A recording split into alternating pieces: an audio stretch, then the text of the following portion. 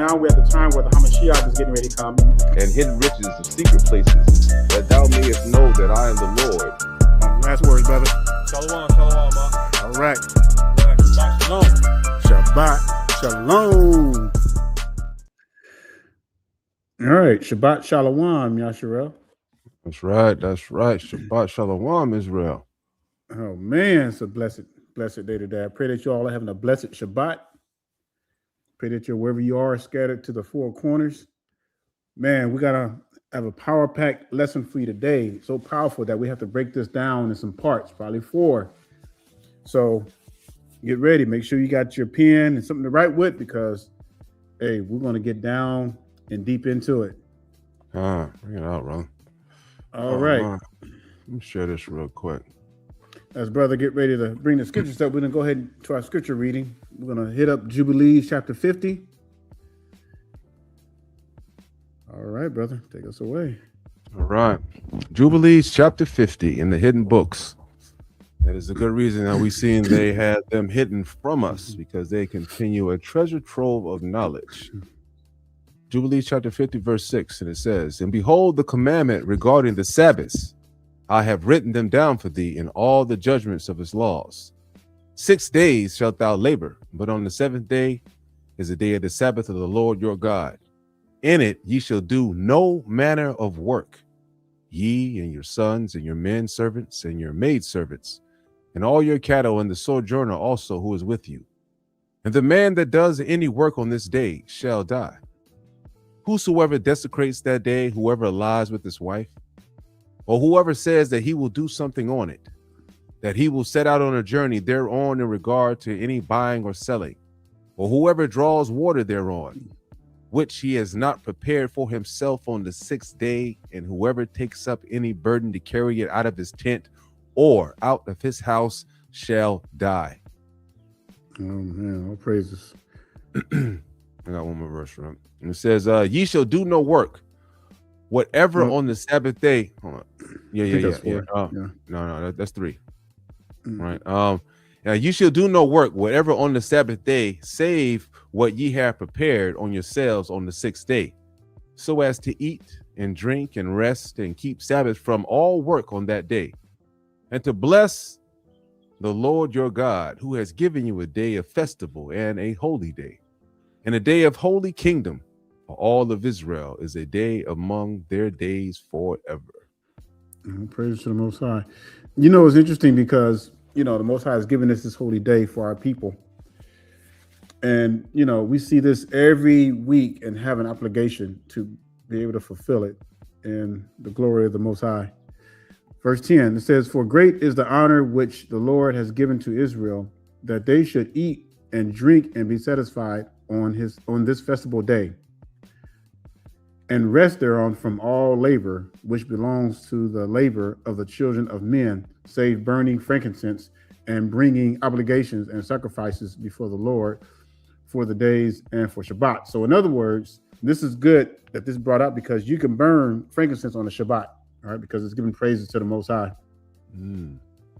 It says, "This work alone shall be done on the Shabbat day in the sanctuary of the Lord your God, that they may atone for Israel with sacrifice continually from day to day, for a memorial well-pleasing before the Lord, and that he may receive them always from day to day, according as thou hast been commanded. Even and every man who does any work thereon, or goes on a journey, or tills his farm, whether in his house or any other place, and whoever lights a fire, or rides on any beast, or travels by ship on a sea, and whoever strikes or kills anything, or slaughters a beast or a bird, or whatsoever catches an animal or a bird or fish, or whosoever fasts or makes war on the Shabbat." So that's what's serious. I mean, we had, you can't even kill insects. You can't even fast on the Shabbat. Facts. All right, because it's a feast.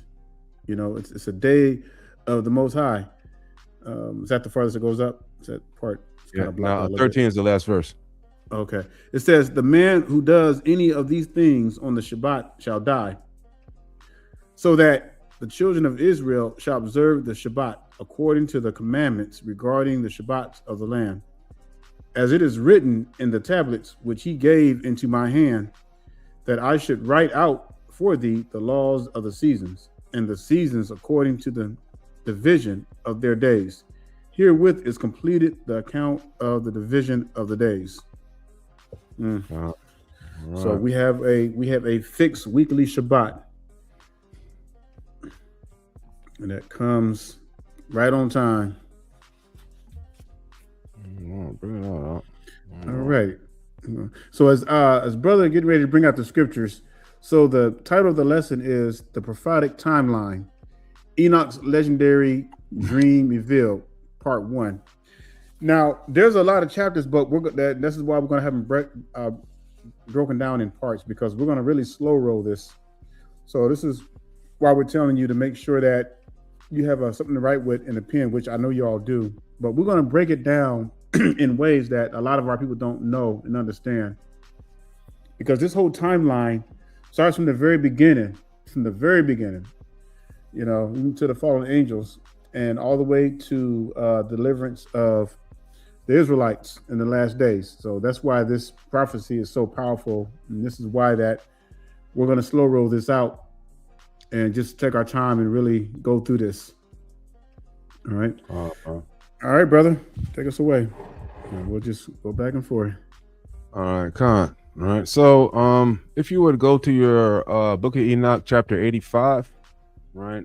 Some of you might be 86, or some of you might be 84. Right? But I like reading from this version because I believe that this version is the most correct translation. It's the best translated version of the secret book. All right. So we're going to start right here in verse 1, chapter 85, and it says, "And after this I saw another dream, and I will show all the vision unto thee, my son. And Enoch lifted up his voice and spake unto his son Methuselah. To thee, my son, will I speak. Hear my words, incline thy ear. A dream vision of thy father." All right. So let's break down, right, the timeline. Well, not the timeline, but let's break down the lineage, right, of Enoch, right, so we understand where he came from, right? Because Enoch didn't come out of all the sons of Seth. I mean, Salakia, there, that's told it right there. Enoch didn't come out of all the sons of Adam, right? You know, he didn't come out of all the sons of Adam, but he came out of one line of Adam in particular that actually replaced the line of Abel, right?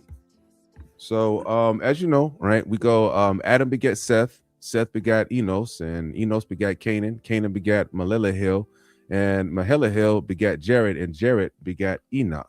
Right? Hey, were you trying to bring that on the screen, or are you reading from the?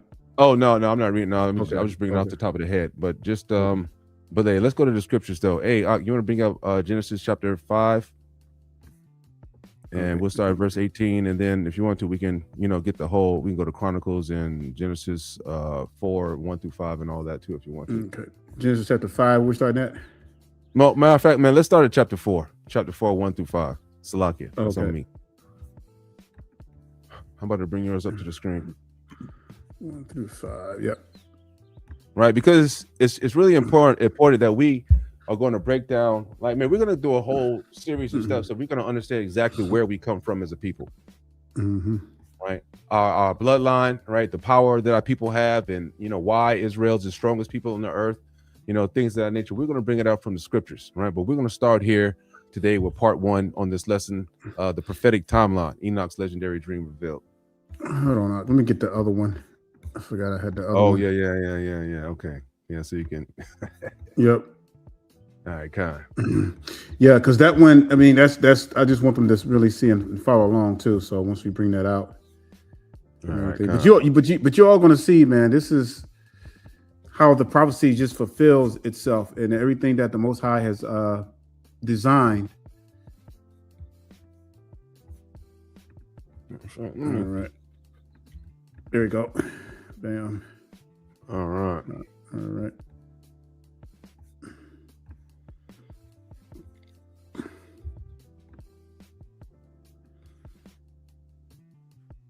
All right. Is that what you have? What verse you want to start off with? Well, that's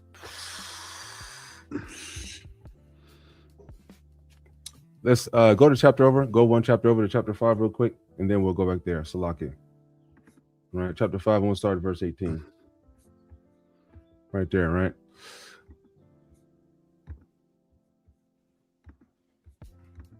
All right. So, all right. Go ahead. Yep, I'll go ahead and read that. It says, and Jared lived 162 years, and he begot Enoch. Right. So right there, we know that line is going to continue.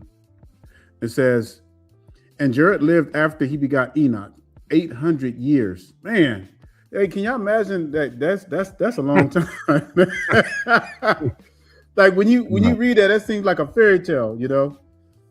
Oh my goodness! I gotta read that again, man. That is crazy.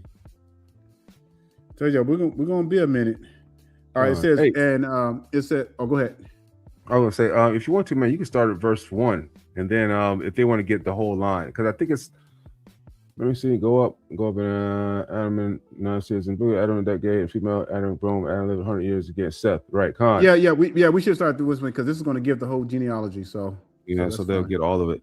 And so they'll see that like all the other sons that all the other children that Adam and Eve have, none of them came from them. Yeah. Hey, let's look at. I tell you what. Let's do this whole chapter if you don't mind. All right, that's fine with me. Yeah. And then after that, I want to bring out just to show them in Second Ezra how everybody doesn't come from Adam, but that they know that this is going to be the truth right here. So I'll just read the first 10. It says, this is the book of the generation of Adam. In the day that God created man, in the likeness of God made he him. Male and female created he them, and blessed them, and called their name Adam in the day when they were created. And Adam lived 130 years and begot a son in his own likeness, after his image, and called his name Seth. Okay. And the day of Adam, after he had begotten Seth, were 800 years, and he begot sons and daughters. And all the days of that Adam lived were 930 years, and he died. That's a long time, buddy. And Seth lived 105 years and begot Enoch'S. And Seth lived after he had begot Enoch'S 807 years and begot sons and daughters. And all the days of Seth were 912 years, and he died. And Enoch'S lived 90 years and begot Canaan. And Enoch'S lived after he begot Canaan 850 years and begot sons and daughters. All right.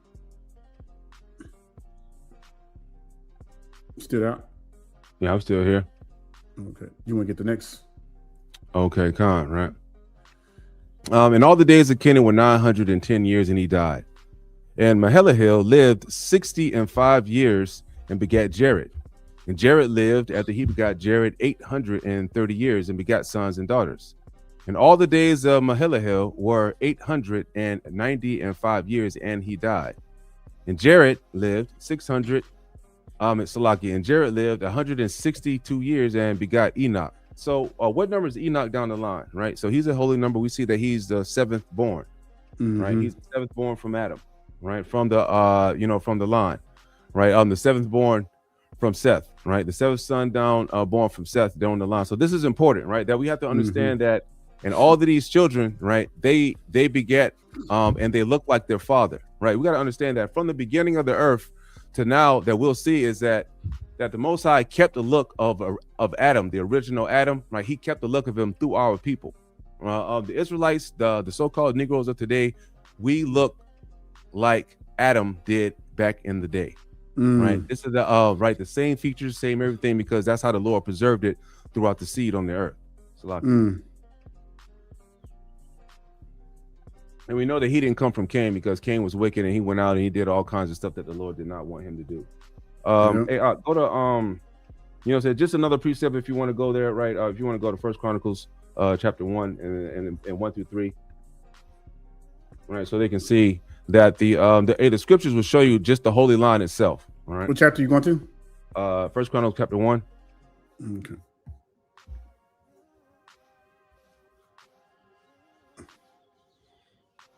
All right, Khan, right? And so right here, bring me up to chapter 1, I'm at verse 1. Khan, right? So we see that what? It says Adam, right? And then after Adam, it just immediately goes to Seth, right? It don't have nothing to do with Cain or any other children, right? It goes immediately to Seth, and then it goes to Seth's children, who are Enoch, Canaan, right? Mahalalel, Jared, right? Enoch, Methuselah, right? Who is Enoch, right? Enoch got called up to God. Then you had Methuselah, who did what? He preached on the earth with Noah, right? For 125 years, let them know that the flood was coming. Then you have Lamech, who is what? The father of Noah. Then we have Shem. And then what does it come from Shem, right? The children of God come out of Shem. Then we have Ham and Japheth who make up the rest of the earth. Yep. All right, let's go back to the did you have anything else you want to bring out on that? No. I'm gonna bring up something. You want to go back to Genesis? No, I'm going back to the I'm going back to Enoch. Okay. Before you go back to Enoch, there is something I want to bring out, because that right there, what Brother Ock just read is a cut. Because you know how everybody say, "Oh man, we all come from Adam and Eve." So we wanted to show you the righteous chosen seed that was going to come out of Seth. You know, to show you that not all of children's seed was going to inherit the kingdom. All right. So 6. Bring it out, Doc. All right. Let's see. Make sure I got the right one.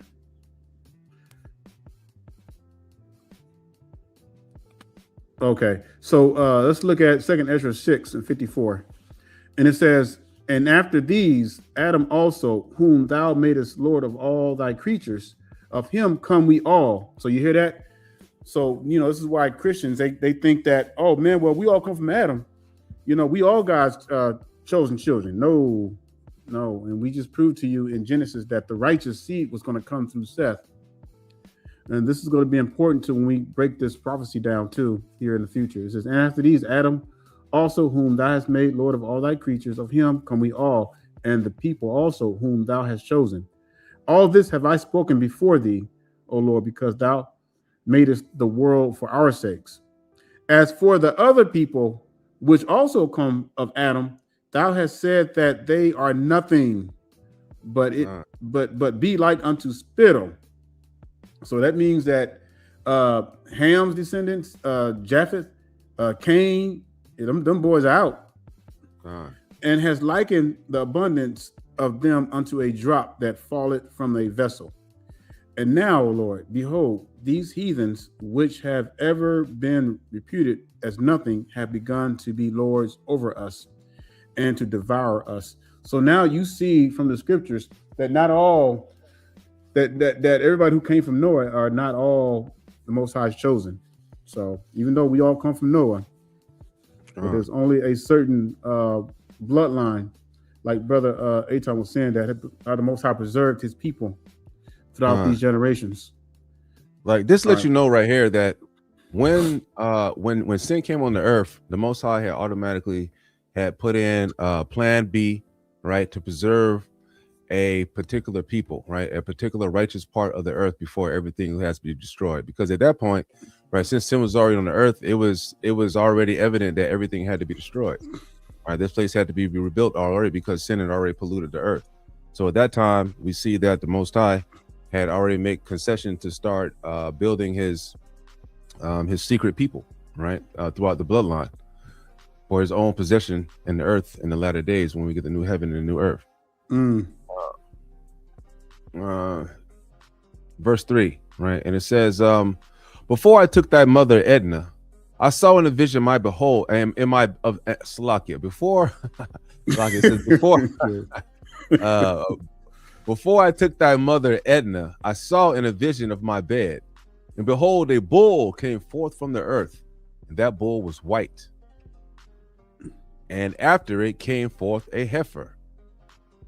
All right, and along with this latter came 2 young bulls, one of them black and the other red." Okay, stop right there for a minute. Hey, I want to do a challenge. I want to do a challenge right quick.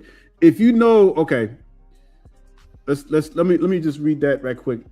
If you read verse 3, right? It says, "Before I took thy mother Edna, I saw in a vision of my bed, and behold, a bull came from the earth, and that bull was white. In the comment section, if you know what that bull is, put it in the comment section, all right? If you know what that bull is. And after it came forth a heifer. If you know what that heifer is, put it in the comment section. And along with this, a heifer. Along with this, ladder came forth 2 young bulls, one of them black and one of them red. And who are those bulls? So we'll give you time. I just want to see if you know where everybody's at and everything. So when we break this down, we'll give you a second to. Hey, you want to bring it back to that so they can see it? Con. Yeah. Sometimes I like to give out challenges, you know, just to kind of see where the brews are.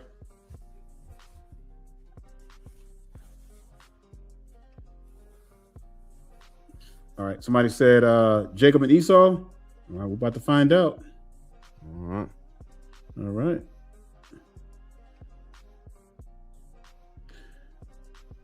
Because remember, it starts from the beginning. That's the hint. All right. Okay. All right. All praises to the Most High, man. That's good that we're doing this lesson. Yes. That's why I wanted to throw this out. So everybody's saying Jacob and Esau. Well, you're going to be surprised when we reveal to you. Go ahead, brother. All right. It says, before I took that mother Edna, I saw in the vision of my bed, and behold, a bull came forth from the earth, and that bull was white, right? White does what? It represents righteousness, right? Mm-hmm. And it said it came forth from the earth, right? What was the first man made of? That's right. Right, Israel, what was the first man made of? Let's see if y'all get it. Right, the first man was made of God. There we go. That's right. David Young, all praises to the Most High. That's right, brother. All right, so you know, as you all know, you know what I mean, we can go we can go through Genesis. Right. Well, okay, so this is, well, you know, we all know, okay, so we don't have to go to Genesis to prove this, right? So it says, before I took Edna and my mother, and behold, a bull came forth from the earth, and that bull would be Adam. Okay, so you guys, that would be Adam. And that bull was white, right? Because he represented righteousness, and he had a perfect body at this particular time, right? And after it came forth a heifer, right? A heifer is a what? It's a cow, it's a female bull, right? So this would be Eve right here, right? And along with this, the latter came forth 2 young bulls, right? One of them black, right? And we know that, you know, black represents, it doesn't represent good things, right? And the other one red, right? And this would be Cain and Abel, all right? Cain and Abel. So let's go to Genesis 4 real quick. Let's go to Genesis 4. So before you go there, so I just wanted to reiterate on the whole the 2 young bulls, the bulls that came. So when it says one was black and one was red, do anybody know who the black one was? The black bull and the red bull?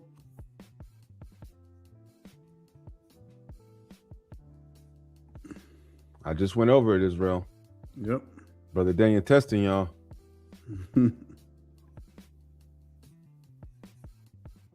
right. See, before it goes on, let's see. We know it's gonna be here for a while.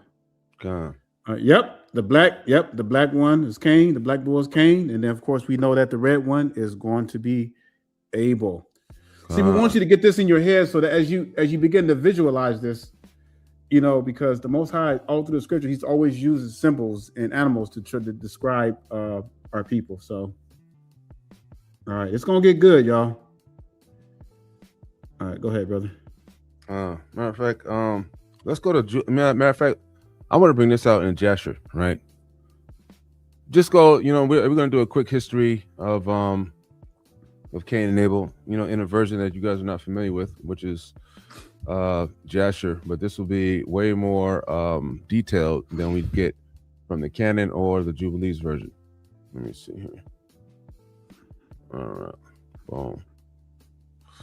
Let me start at 23, I believe.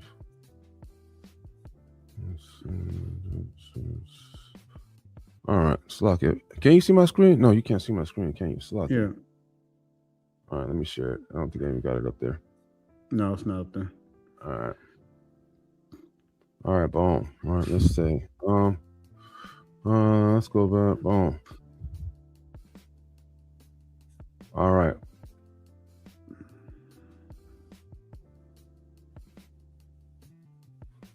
All right. I guess we'll go with this one, man. We'll go this one. It's not that long, so this will be good.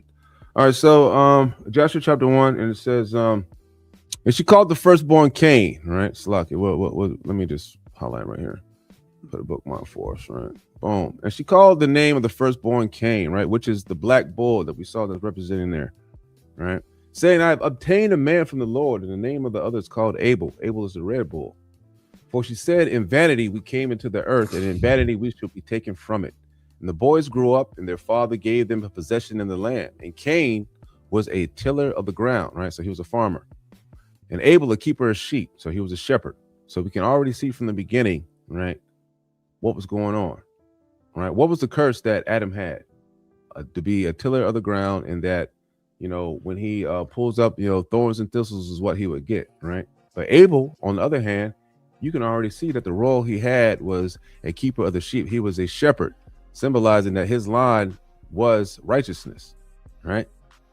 So it says, even though he got put to death, but like, what is the Lord? What is Hamashiach, right? Shepherds of his people, and we're the sheep. It says, and it was in the expiration of a few years that they brought an approximating offering to the Lord. They brought approximating offering unto the Lord. And Cain brought from the fruit of the ground, and Abel brought the firstlings of his flock from the fat thereof. And God turned it and inclined to Abel and his offering, and fire came down from the Lord of heaven and consumed it. And Cain and his offering the Lord did not turn, and he did not incline it, for he had brought from the inferior fruit of the ground before the Lord. And Cain was jealous against his brother Abel on account of this, and he sought a pretext to slay him. So we see in the beginning right here that these two bulls, right, they were going at it. And the problem was Cain, when he went to offer to the Lord, the reason why he didn't accept his offering is because Cain gave the Lord the worst fruits, the worst of the crops, you know, the bug infested lettuce, everything that he didn't want to eat. He gave it to the Lord. Meanwhile, his brother, he gave him the best of his sheep, the unspotted sheep, right? The brand new ones. You want to say something or not? No, I'm just looking in here. See. No, it's pretty much self-explanatory, man. Okay, let me put that on the screen. All right.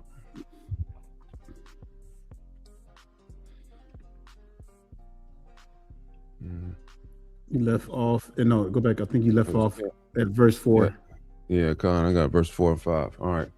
It says, and the black bull, right, and the black young bull gored the red one and pursued him over the earth, and thereupon I could no longer see that red young bull. So this particular time, what happened? We see that what Cain rose up and he slew Abel. The black young bull gored the red one, right?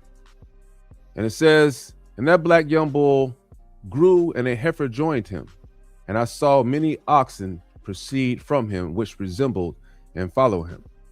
Now the black bull is Cain, and a heifer, which is his sister Anwa, he married, and then preceded the rest of the Canaanites on the earth.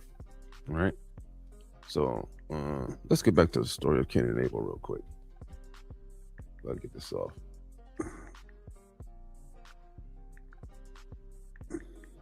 All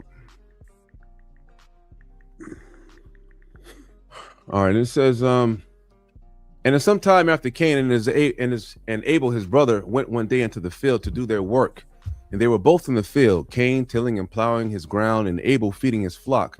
And the flock passed that part which Cain had plowed on the ground, and it sorely grieved Cain on this account. All right. So they had their particular lands, and Cain was butthurt about Abel accidentally plowing part of his land. And Cain approached his brother Abel in anger, and he said unto him, what is there between me and thee, that thou comest to dwell and bring thy flock to feed in my land? And Abel answered his brother Cain and said unto him, what is there between me and thee, that thou shalt eat the flesh of my flock, and clothe thyself with their wool? And now therefore put off the wool of my sheep, with which thou hast clothed thyself, and recompense me for their fruit and flesh, which thou hast eaten, when thou shalt have done this, and I will go from thy land as thou hast said. And Cain said to his brother Abel, surely if I slay thee this day, who will require thy blood from me? Hey, Ak, you want to take over at 22? Yep, gotcha. God. It says, and Abel answered Cain, saying, surely God who has made us in the earth, he will avenge my cause, and he will require my blood from thee, shouldest thou slay me. For the Lord is the judge and arbiter, and it is he who will requite man according to his evil, and the wicked man according to the wickedness that he may do upon the earth. And in reading that, in Ecclesiastes 23, it says that the eyes of the Most High are 10,000 times stronger than the sun.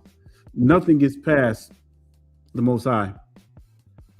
Verse 23, and now if thou shouldest slay me here, surely God knoweth thy secret views, and will judge thee for the evil which thou didst declare to do unto me this day. Like, your heart got to be so much in hate to go against and come and slay your own brother, to the point where you totally forget who your creator is. Verse 24, and when Cain heard the words which Abel his brother had spoken, behold, the anger of Cain was kindled against his brother Abel for declaring this thing. Oh man. So it's like Abel was rebuking him, like tell him, hey man, why you being wicked? Why you being evil? All right. And when Cain heard the words which Abel his brother had spoken, behold, the anger of Cain was kindled against his brother, and Abel declaring this thing. And Cain hastened and rose up and took the iron part of his plowing instrument. Let me read that again, man. It says, and Cain hastened. That means that he was so angry, he rose up and took the iron part of his plowing instrument, and with which he suddenly smote his brother, and he slew him. And Cain split the blood of his brother Abel upon the earth, and the blood of Abel streamed upon the earth before the flock. Now, I'm a visionary person, and you got to imagine now these cats were living hundreds of years. All right, so that means that their stature was much bigger. Can you imagine witnessing something like this, and how many blows it would take to kill a man back then? God. And that must have been the craziest, scariest sight ever seen. Now, I do want to make a point too, also, that I know in Genesis it talks about how he rose up and hit him with a stone, right, and killed him. But this is the stone, which is the iron part of the plowing that he hit him with. It's just a translation issue, which it couldn't, like in this particular translation, it gives you like the full of what's going on, rather than the words that they were translating within the text, but only say stone. But it's like phrasing, because if you know the Hebrew characters and how Hebrew is, the inflections of words are sometimes phrasings of the words, so you can understand like what it is. Sometimes, like when you read ancient languages like Japanese and Chinese, how they do phrasings within these particular characters. Salakia, go ahead up. So that's why you understand that you see here it says, and it took the iron part of his plowing instrument, but in the Old Testament, right, you don't see that it says that he had a plowing instrument. It just says that he rose up and killed him with a stone. But the stone, which is here, is the iron part of the plowing instrument, which would translate would be the same. I mean, to clear that up, I mean, that's why it's good just to, use a strong concordance, so you got to get the whole thing. But, but the point is, Brother Eitan is bringing out, is just that when you read the scripture, sometimes there tends to be different variations of translation. So, all right, it says, and when Cain heard the words which Abel his brother had spoken, behold, the anger of Cain was kindled against his brother and Abel, declaring this thing. And Cain hastened. Oh, I read that part already. I'm gonna scroll up to 26. All right. What am I going to 30? Yeah, man. Yeah, you could do that. Okay. Scroll that up to 20. Okay, it says, and after this, Cain represented having slain his brother, and he was sadly grieved, and he wept over him, and it vexed him exceedingly. All right. So now all of a sudden you want to weep. It says, and Cain rose up and dug a hole in the field wherein he put his brother's body and turned the dust over it. And the Lord knew what Cain had done to his brother. And the Lord appeared to Cain and said unto him, Where is Abel thy brother that was with thee? And Cain dissembled and said, I do not know. Am I my brother's keeper? And the Lord said unto him, What hast thou done? The voice of thy brother's blood crieth unto me from the ground, wherewith thou hast slain him. Man, that's crazy. And thou hast, you know, when the scripture says in Proverbs, when man dies, the spirit goes back up to the Most High who gave it. You know, man, he knew what was going on. It says, For thou hast slain thy brother and hast dissembled before me, and didst imagine in thy heart that I saw thee not, nor knew all thy actions. All right, yeah, that's good right there. Calm, man. We can go back to the other one. Salakia, let me bring back up the other one. All right. But just, we're just going to break down the story so everyone sees how these particular animals, right, they relate to the scriptures on the Bible and what's going on in this particular vision. All right. It says, and that one black young bull gored the red one, as we just read, and pursued him over the earth, and therefore, at their point, I could no longer see that red bull. Right. But that black young bull grew, and a heifer joined him, and many oxen proceeded from him, and which resembled and followed him. Now, before I want to do that, let me go to Jubilees. I think Jubilees, maybe chapter 4, maybe. Let me see. Yeah, hold on. Give me a second, Israel. I think it's Jubilees chapter 4. Let me take this off real quick, because I want to show you, everybody on this. Well, what happened to his, what happened to Cain? How did he beget more people on the earth? There was no one else. No, just in Genesis, you're not included to know that he had a sister, right? Which eventually came to him, because remember, it was just him and his sister that time on the earth. Let me see. I think it was Jubilees. Was it Jubilees 4?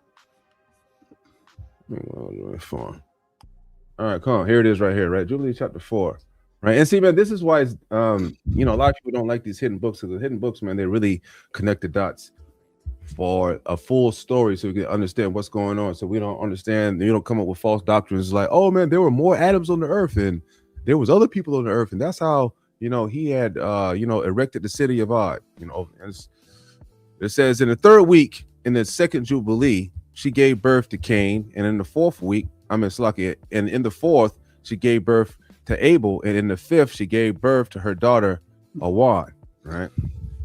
And it says, in the first year, the third Jubilee, Cain slew Abel because God accepted the sacrifice of Abel and did not accept the offering of Cain.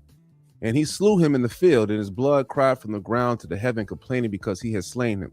Right. And we also saw this right? We saw this in Enoch. In Enoch, when it talks about how Abel's soul is calling up from the from the spirit world, saying to slay all Cain's members, which is another reason why the flood came upon the earth.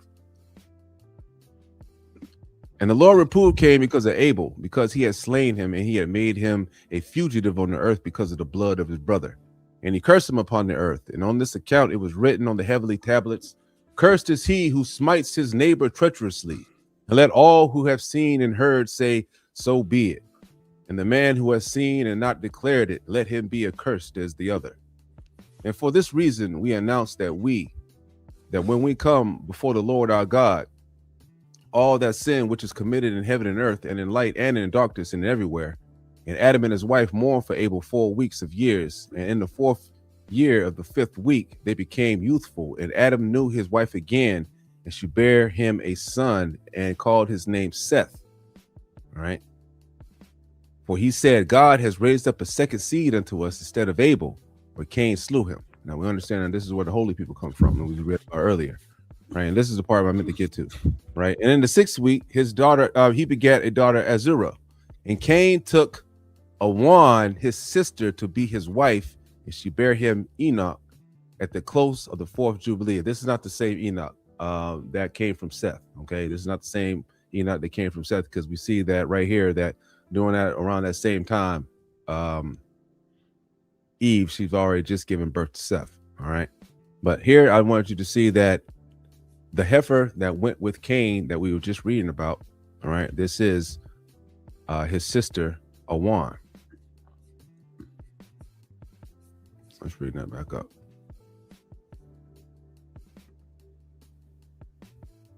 All right.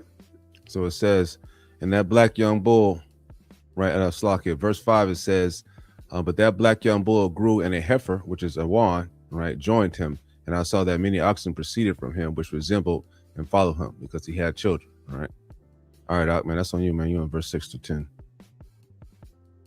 All right, bring that up. And that cow, that first one, went from the presence of that first bull. So we know that first bull was talking about Adam. All right. But that cow was talking about Eve. And a lot of folks don't know this, but that was Eve. If you want to bring up that verse, if you want to, Jubilees, we can bring that up. Let me read this out though. It says, and that cow, that first one, went from the presence of the first bull in order to seek the red young bull. And we know that young red bull was Abel, the one who was killed, but found him not, and thereupon raised a great lamentation, and still kept seeking him. All right. You see how easy it is when you follow along, and then when you actually compare scriptures, you can see the precepts of what's going on. Because it's clearly we know who the young bull is now by now, and we know who the cow is, or the heifer. Heifer, however you pronounce it. All right. You got anything you want to say before I move to 7?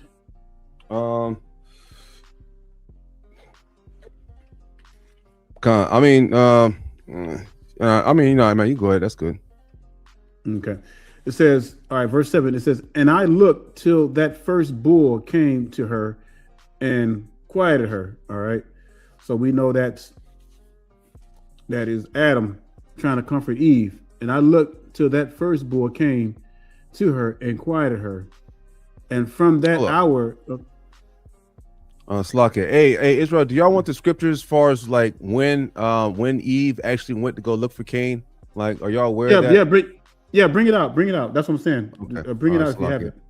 All right, yeah, I got it. You know, I got it now. Hold up. Let me Yeah, that's what I want you to do, is bring that for each verse we read, bring that out, because I know it's all in the book of Joshua. So all right, Con, I got you. Yeah. Let me get that out real quick. Let me start chapter 26 or so. Okay, Con. So it says, we'll start on 26, right? And it says, after this, Cain repented, having slain his brother, and he was sadly grieved, and he wept over him, and it vexed him exceedingly. And Cain rose up and dug a hole in the field wherein he had put his brother's body. And he turned over the dust over it. And the Lord knew what Cain had done to his brother. And the Lord appeared to Cain and said unto him, where is Abel thy brother that was with thee? And Cain disassembled and said, I do not know. Am I my brother's keeper? And the Lord said to him, what hast thou done? The voice of thy brother's blood crieth unto me from the ground where thou hast slain him. For thou hast slain thy brother, and thou hast dismissed before me, and didst imagine in thy heart that I saw thee not, nor knew all thy actions. But thou didst this thing, and didst slay thy brother for naught, and because he spoke rightly to thee, and now therefore cursed be thou from the ground which opened its mouth to receive thy brother's blood from thy hand, and wherein thou didst bury him. And it shall be that when thou till it, it shall be no more give thee a strength. And in the beginning, for thorns and thistles shall the ground produce, and it shall be moving and wandering in the earth until that day of thy death. And at that time Cain went out from the presence of the Lord, from the place where he was, and he went moving and wandering in the land toward the east of Eden, and he and all belonging to him. And Cain knew his wife in those days, and she conceived and bare a son, and he called his name Enoch, saying, in that time the Lord began and gave him rest and quiet in the earth. And at that time Cain also began to build a city. Hold on, wait. Am I don't think you have to go that far. Yeah. You don't. I just want to make sure, because she gives the same rest. I want to make sure I'm at the right one. Is that it? I might be in a slocky Israel because I'm gonna get the carried away. Listen, No, go back. Yeah, just now I think it was the right one, but that's all right. Maybe I started up too far. I know it's in there somewhere because We was looking about what one for Adam comforting Eve.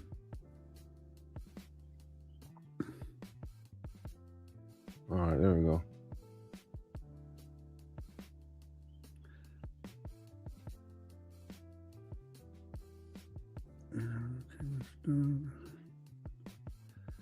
No, you know what? This is not it's in the hold up, man. Let me see if I can pull it up in the Sefer, because it might be in the Sefer because it reads different. You know what I'm saying? It reads different on this one. It reads different from my other version. That's what the situation is, because in the other version it says and Adam and his wife rose up and went to seek Abel, but they had not seen him for many days, and they had went into the field, and Abel had been and found Abel's dog guarding the body of Abel.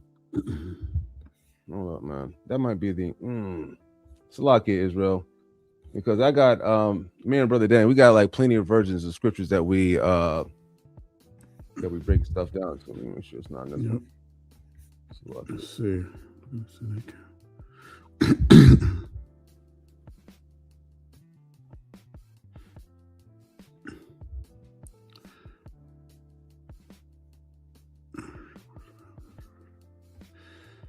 Yeah, just bear with us, y'all. This is how we do it.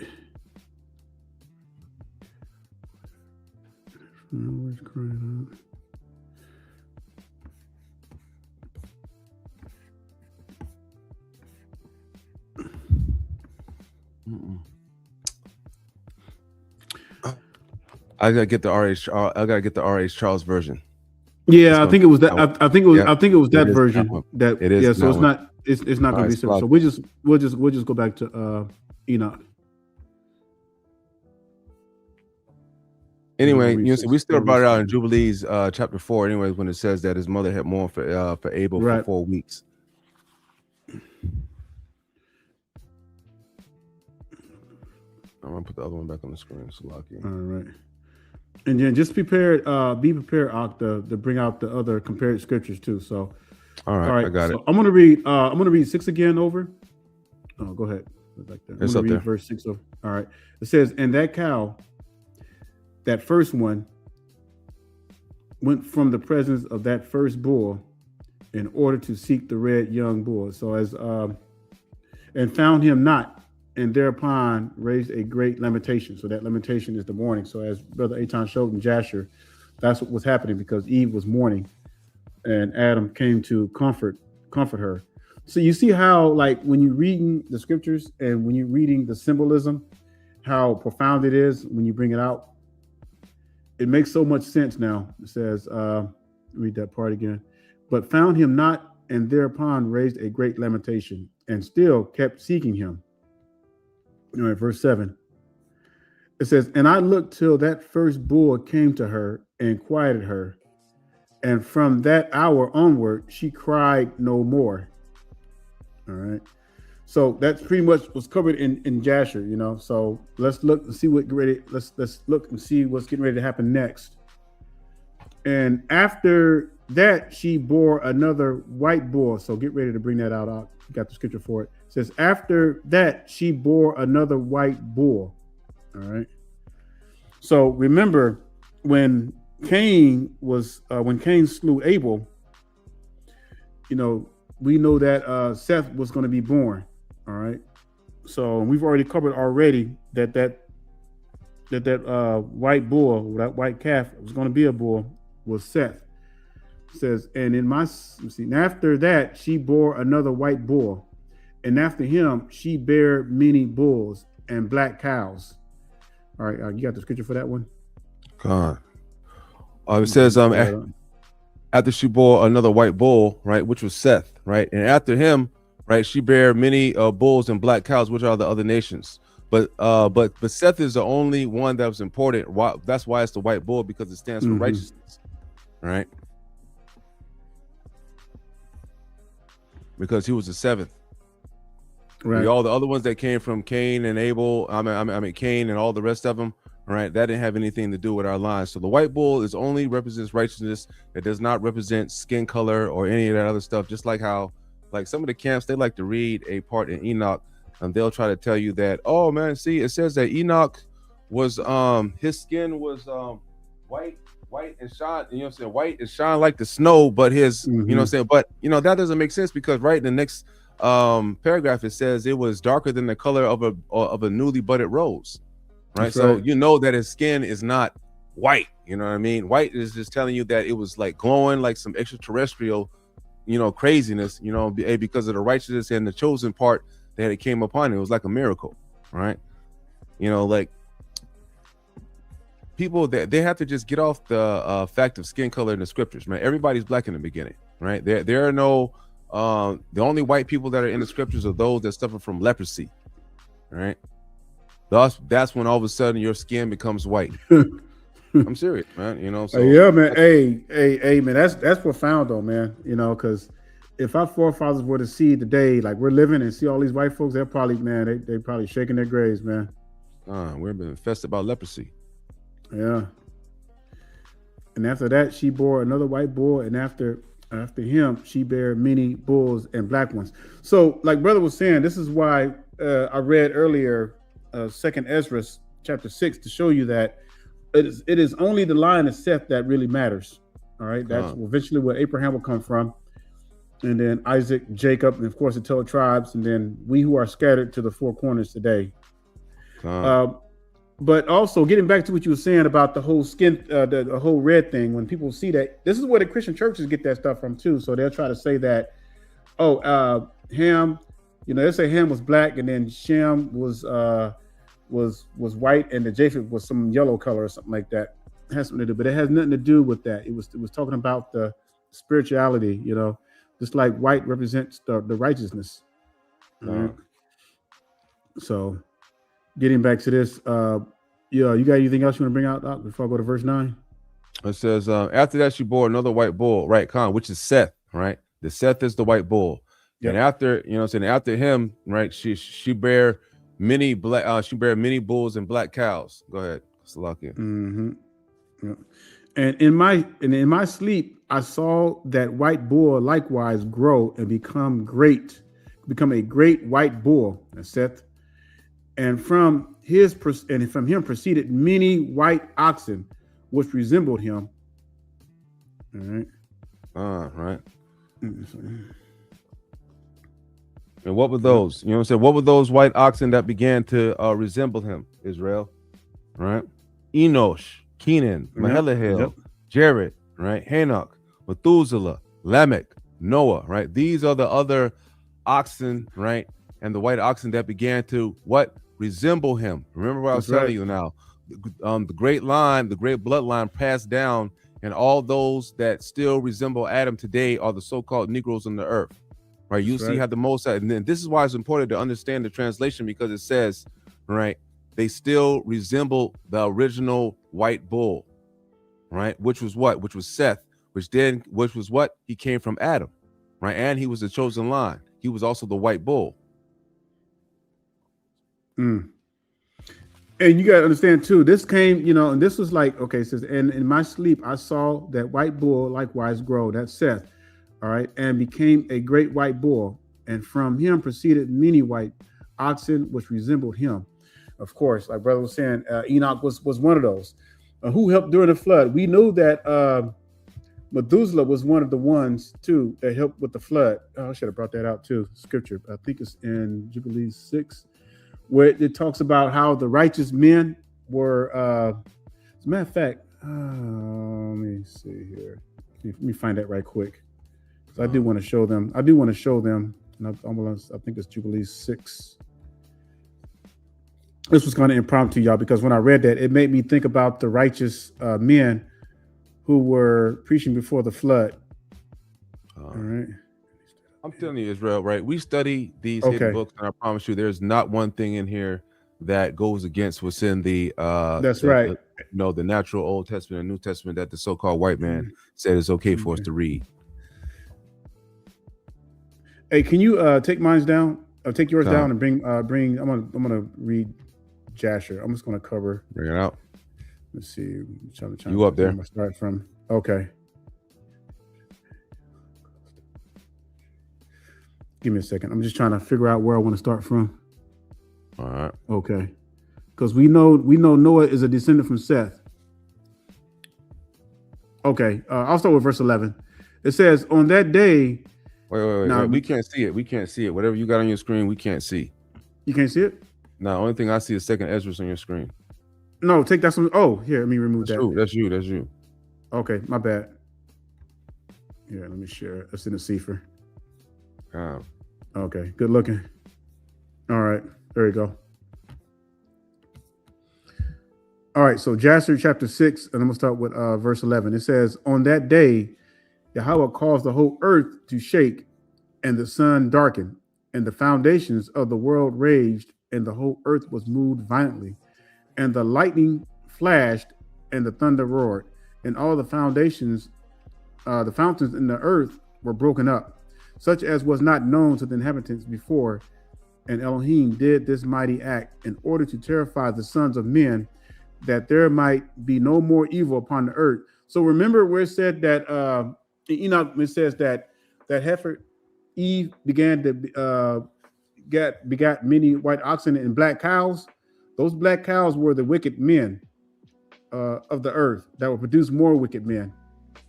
You understand? So when Noah and Methuselah and them boys were on the earth, those were from the lines of Seth, the righteous ones, who were trying to warn the people of a coming flood.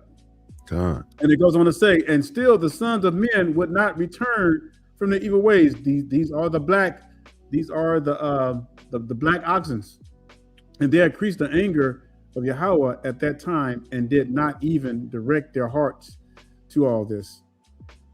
And at that end of 7 days and 600 year of the life of Noah, the waters of the flood were upon the earth. Okay, that's all I wanted to read. But I just wanted to show you that through that line, how these righteous brothers were doing the work. God. All right, I'm about to bring it back up on the screen. Okay. Yeah, I'll put it back on there. Okay. Yeah, put it back on there. All right. Give me a second here. Let me pull up. All right. So I'm going to read 9 again. And it says, and so I like to reiterate these verses. And in my sleep, I saw that white bull likewise grow and become a great white bull. And from him proceeded many white oxen, which resembled him. All right. That's right. Oh, okay. Oh, no, I want to go back up to 8. It says, after that, she bore another white bull, of course, that's Seth. And then after him, she bare many black and white cows. So just to know that these black cows are the ones that's represented as the evil ones on the earth. All right. You got anything you want to bring out before I hit verse 10? Nah. Okay. It says, and they began to beget many white oxen, which resembled them, one following the other in due succession. So when I read in Jasher, these boys were the righteous one, man. They were following the Most High. Right. Now it says in succession. It's talking about the children that were born to the line now, and the succession would be Seth to Enos, Enos to Canaan, Canaan to Mahilahil to Jared to Enoch. So these are the many. They begat the white oxen, which resembled them, one following the other in due succession. Right. The sons that were being born one after the other. Right. Being that they were all white, meaning they were all righteous. Mm-hmm. All right. So let's start in. Let's go to 86. Right. Yep. I'll take that first verse, and then you'll get I think you get the rest of them. Just want to bring out something right quick. What? Well then, man, you can just read all. Nah, man, you can go ahead and you can read them. You can yeah, man. Matter of fact, you just read the first 3, and I'll read the last 3. How about that? Okay. Yeah, because I want to bring out something. So before we get into that, y'all, we're about to go into another segment of the vision. So that's what I want to bring out. So this is right we read in due successions. So it's like everything is being fast forward a little bit, but now we're getting ready to see something else. And it says, and again, I saw with mine eyes as I slept, and I saw the heaven above, and behold, a star fell from heaven, and it rose and ate pastures among those oxen. All right, I'm gonna stop right there for a minute. All right, here comes the test again. It says, and again, I saw in my eyes as I slept, I saw the heavens above, and behold, a star fell from heaven. If anybody knows who that star that fell from heaven, put it in the comment box just to kind of see what.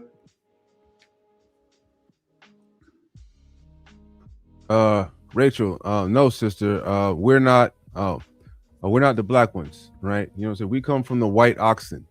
We come from the line of the white oxen. The ones from the black bulls, those are the ones that are not the chosen ones, right? Those are the ones. The white ones are always the ones that are chosen by the Most High, right? Because that represents righteousness. The black ones, they represent the ones that are wicked and they don't have a chance. Salakia. Mm-hmm. All right. Okay, then you see that comment in there. All right. What they put in the comments here, let's see. Somebody said Abraham, maybe. Somebody said Hamashiach, Azazel. All right. Satan. Okay, we're going to see. Okay. We're going to go there. And then I know Brother Eitan got some scriptures too. I'll pull this one out right quick. A second here. Let me pull it up.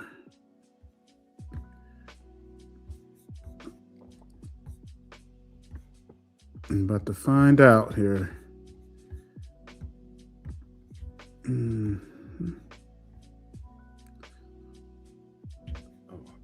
Who was that at? Okay, I'll lose that.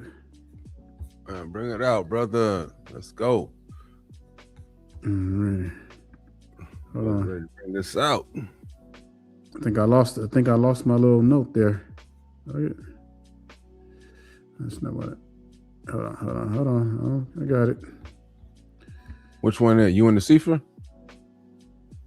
Yeah. There you go. I got it. Okay. All right. I'm just trying to see where I want to read at here. All right. Just to kind of show you. And then you can bring you can bring those other scriptures out you were talking about too. So let me bring this okay, come. Because we want to find out who that star is. Yeah, come. All right. And if you see something in here, man, that you want to bring up, man, don't hesitate to jump in there. Come. All right. So I'll start off with verse 9. It says, this is Enoch 7, verse 9. It says, these are the names of their chiefs. Shamyaza. All right. So Shamyaza was the chief of all. Who was their leader? Uricabarmel, Akiabel. I'll try hard, man, to pronounce these. Tamiel, Rumiel, Daniel, Ezekiel, Sarakinel, Ashiel, Armors, Betrayal. Damn, that's a lot of. And then Zebebi, Samzavel, Etrael, Turael, Yomiel, Arizel. These were the perfect of the 200 angels. Prefects. And the remainder of the 200 angels, and the remainder were all with them. Then they took women, each choosing for himself, whom they began to approach, and with whom they cohabited, teaching them sorcery, incarnations, and dividing of roots and of trees. But before I go back, let me just bring out. Let me put this back up on the screen right quick. One second. Because I want to read that again, because sometimes it's always good to elaborate over the scriptures. Man, I got so many, man. That's the problem, man. I got so many windows open.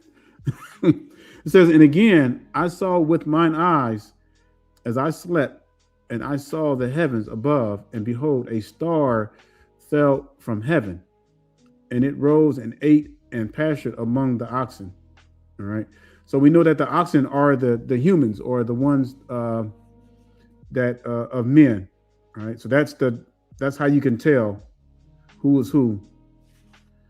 All right. And we read in Enoch that the leader was Shemyaza. All right. That's who this star is talking about. You got something you want to bring out? Yeah, I'll bring another precept to that too. Another one. Bring it out, man. Bring it out. Yep. The other one, we see right here, just to show, it says, chapter 7, it says, and it happened after the sons of men had multiplied in those days, that the daughters were born to them, elegant and beautiful, right? So these are Cain and them daughters and stuff like that, right? That side. Remember now, them boys are still alive on the earth, right? Those are the black, remember, right? Because he had two bulls, the black and the red, right? Adam and Eve. It says, and when the angels, the sons of heaven, right, beheld them, they became enamored of them, saying to each other, come, let us select for ourselves wives from the progeny of men, and let us beget children. Then their leader, Shamyaza, said unto them, I fear that you may perhaps be indisposed to the performance of this enterprise, that I alone shall suffer for so grievous a crime, right? Now, what does that mean? That means that this is the first star that fell among them and started grazing among the black oxen and the cattle, right? This is the first one.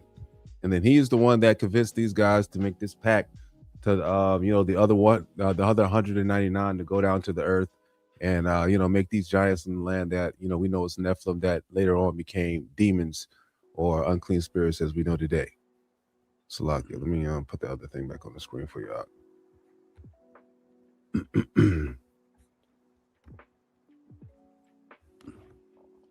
All right. Okay.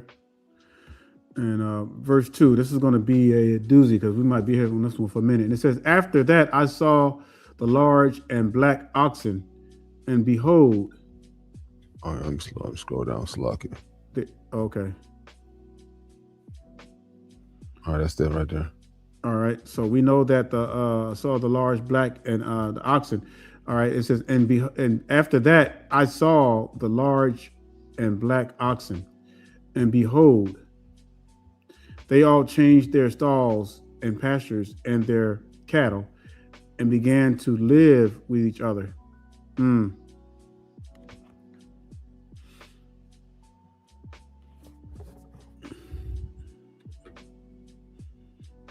You still there?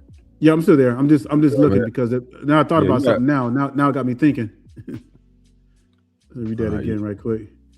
Can you hear me? Yeah, I can hear you. Go on. It says, after that, I saw the large and black oxen, and behold, they all changed their stalls and pastures and their cattle, and began to live with each other. And again, did you want to bring anything out before I move to 3? Well, it says, behold, I saw many stars ascend and cast themselves down from heaven. I don't think you read that part, right? I don't think you skipped over that part. Hold on. Let's see. And again, you know what I'm saying? Like on the beginning of verse 3.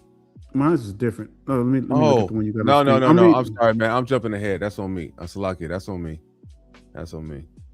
Okay. Yeah. It said they all changed their stalls and pastures and their cattle and began to live together. Right. Yeah, because that stuff in the middle is like the notes and things like that. So yeah, Khan. I'm right here at it. Yeah. Yeah. Do you want to bring something out? Nah, man. You can go ahead and continue with verse 3 so you can link it up. All right. And again, I saw in the vision and looked towards the heaven, and behold, I saw many stars descend and cast themselves down from heaven to that first star. All right. And they became bulls amongst those cattle and remained with them, pasturing amongst them. All right, let me read that again, and then we'll go to get some scriptures. And again, I saw in the vision and looked toward the heaven, and behold, I saw many stars descend and cast themselves down from heaven to that first star. So remember that first star was Shemjaza, all right?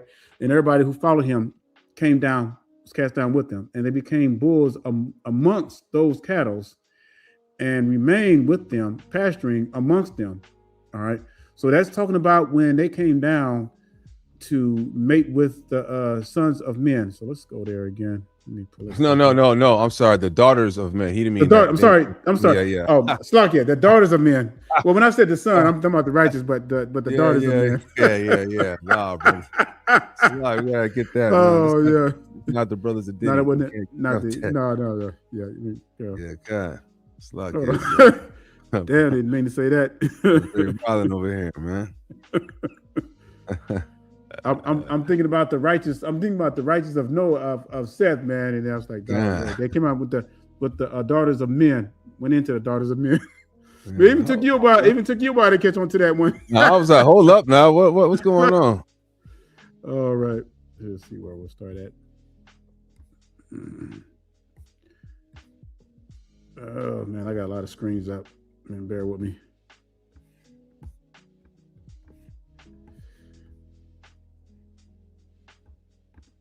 All right. Bring it out, huh?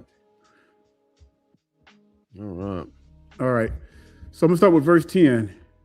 Can you see it on the screen? Yes. Okay, Yeah, it I says- can see it on the screen. it says- answering a question right here. It Go says, ahead, get the question. So the star is the fallen angels. No, the one star. Oh, One hold up, star. real quick, right? Let me bring that back up for the brother. Yeah, bring it back. Yeah, bring the Enoch back up again. No, hold up, real quick. Yeah, right. Okay, so it says, again, I saw a vision and looked towards heaven. I saw many stars descend. Right. So the many stars that descended was the other 199 angels. Right. That decided to go down and make progeny on women because they fell for their lust, and cast themselves down from heaven to the first star. The first star was Shamyaza, right? Because he did it first. He was down there first, right? Messing with messing with folks. And then he was like, hey, man, this thing is so great, man. You guys can come down here and do it too. I'll show you how great it is. Maybe I'll, suffer the sin by myself, but, maybe y'all will come with me. And then it said 200 of them, they decided to saw what he was doing, all kind of manner of lustful wickedness. They said, you know what, man, we want some cheeks too. And so 199, all 200 of them decided to form a pact to go down and start messing with the women. And Brother Daniel is starting to show what happened when that, when that befell. Yeah. So technically, I mean, the question is sort of right because, all of them did fall from heaven. All right. But the star that is talking about in Enoch, that first star, was specifically talking about Shemyaza. God. Yeah. But I mean, it's not the wrong answer because they all eventually fell because they followed that rascal. God. Which led to their demise. All right. So start with yeah, I thought, man, that's so man. Led to our demise too, man, because that really messed up everything, man. It says, verse 10, Enoch 7, it says, then they took women, each choosing for himself, whom they began to approach and with whom they cohabited, teaching them sorcery, incantations, and dividing of roots and trees. Let me read that first part again. Then they took women, each choosing for himself, whom they had began to approach. So let me stop right there. Let's bring this back up again. So we can reiterate. You'll see us doing this a lot because it's important to really reiterate with things so you can see. Those women are the cattle. Yep. And I'm going to start with verse 2 again, and then I'm going to continue to read verse 3. So I'm going to read both of them. It says, after that, I saw the large and black oxen, and behold, they all changed their stalls and pastures and their cattle and began to live with each other. All right. Verse 3 is the part where I just read. It says, and again, I saw in the vision and looked towards the heaven, and behold, I saw many stars. Y'all see the difference there? Saw many stars. So when you go back up, you see that one star we read earlier in verse 1. But this one right here says, and again, I saw, and again, meaning that it happened already. And again, I saw in the vision, and behold, towards the heaven. And behold, I saw many stars descend and cast themselves down from heaven to that first star, which is talking about Shemyaza, the leader, and they became bulls among those cattle. All right. In other words, they came unto the daughters of men. They had sex with them. As we better read about as Brother Aton, they came down and busted some cheeks. All right. And with them, pasturing amongst them. All right. So let's go back to Enoch. Let's read this again. You see how clear this becomes when you really compare it and you compare precept with precept? It just makes it so plain. That's why I said that in the beginning, that we're going to slow roll this thing. All right. So I'm going to read verse 10 again. It says, then they took women, each choosing for himself, whom they began to approach and with whom they cohabited. In other words, living amongst them, teaching them sorcery, incantations, and dividing of roots and trees. And the women conceiving brought forth Nephilim, and they bore to them three races first. That great Nephilim, the Nephilim brought forth the Nephilim, and the Nephilim brought forth the Eloid, something like that. And they existed, increasing in power according to their greatness, whose statures was each 300 cubits. These devoured all the labors of men until it became impossible to feed them. I know you want to bring this out. Oh, It's whatever you want to bring out on that one. I just also wanted to show you too that so let me go to Genesis chapter 6 too. Yeah. All right. Let me go to Genesis chapter 6 while I'm at it. Let me bring this back up to the screen. Oops, Salaki.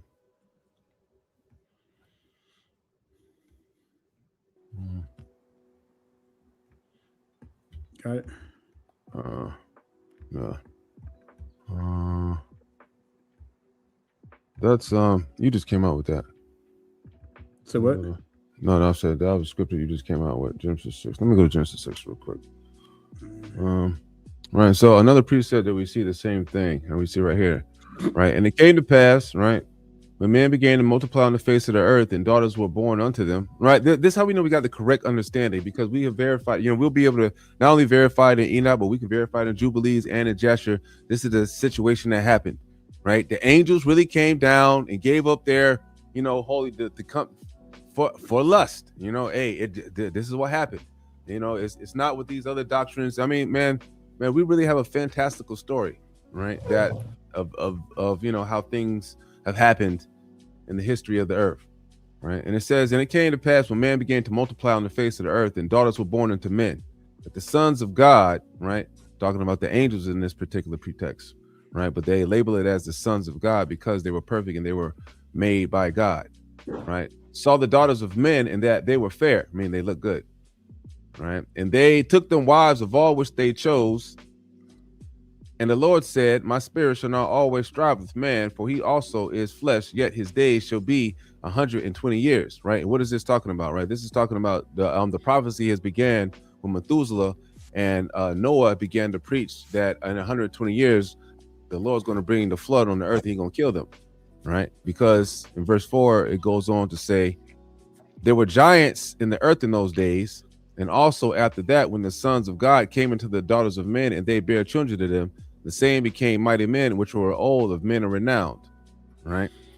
And this also means that, just like we read in Jasher and Jubilees and in Enoch chapter 7, that they became giants in the land. Right. Man, I want to bring something out. Go ahead, brother. This the whole thing with the angels coming, the fallen stars. All right. Man, them coming down and mating with the daughters of men and having children by them, man, that stuff, when you really think about it, that's bestiality. That's a form of bestiality, because that's not what they were made for. That's almost dang, man. That's crazy. That's probably why it was such a devastating pivot in that time. And the reason why the Most High had to destroy the whole earth with the flood. Because they did something so abominable. They mixed their holy genetic gene with the daughters of men. You remember now, spiritual body can turn into anything. You know what I'm saying? Like it's not the same. Like, remember, it says that you got all kinds of, like, if you have a spiritual body, you can turn to lightning, can turn to whatever you want to. It's just like something you have full control over, right? It's not like these bodies right here where the Lord says that, you don't even know how many, you can't cause your hair to grow, or you can't cause yourself to get shorter or taller, right? Because you don't have full control over this body. The Most High does, but a spiritual body is different, right? It's perfect symbiosis. So you have full control over it. You could turn it and do whatever you want to with it. It's not the same. And because of the nature of that chemistry, which caused them giants to have giants. God. And I'm gonna show you what they did. Yeah, we can't create giants with us, man, that's scary. Just like Brother Daniel read a few minutes ago, and the women conceiving brought forth giants. So let me bring out that other scripture real quick. Right, let's go back to the Let's go back to the other one.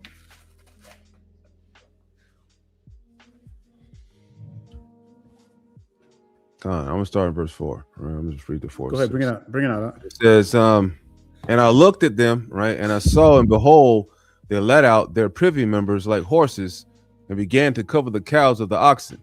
Right. So we see that they ended up having, privy members, and we know what that is. We don't have to get specific, but like I said, man, with a spiritual body, you can make whatever you want. But these guys decided to use a spiritual body for wickedness, right? And which is why the punishment that they got was so severe. You know what I mean? Hey, man, how you gonna get a spiritual body and all of a sudden you're gonna conjure up a ding-a-ling? Come on, man. Are you serious? You know what I'm saying, man? These angels are hella wicked, right? And it says, like horses, and began to cover the cows and the oxen. And what are the cows and the oxen, right? These are the women that was on the earth that they was making the giants with, right? And they all became pregnant and bare elephants, right? And camels and asses, right? And these are like elephants are what? Giants, right? Camels and asses, right? And just like we read earlier, right? And all the oxen feared them and were frightened at them, and they began to bite with their teeth and to devour and gore with their horns, right? And that's the same thing that Brother Daniel just got done reading in Enoch chapter 7, right? Let me see. Let's go back to it. Let's lock it. All right. And it says, and women conceiving brought forth giants whose stature was each 300 cubits. These devoured all which the labor of men produced until it became impossible to feed them. And when they turned themselves against men in order to devour them, and began to injure birds, beasts, reptiles, and fish, to eat their flesh one after another and to drink their blood, then the earth reproved the unrighteous. I mean, that was the beginning. The flood is about to be on the way. Mm-hmm. Okay, let's go back to that.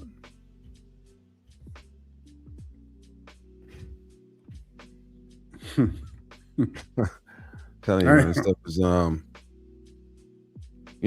it's a reason why they don't, I mean, like, when you get all the books, right? When you get all the books, you understand everything, right?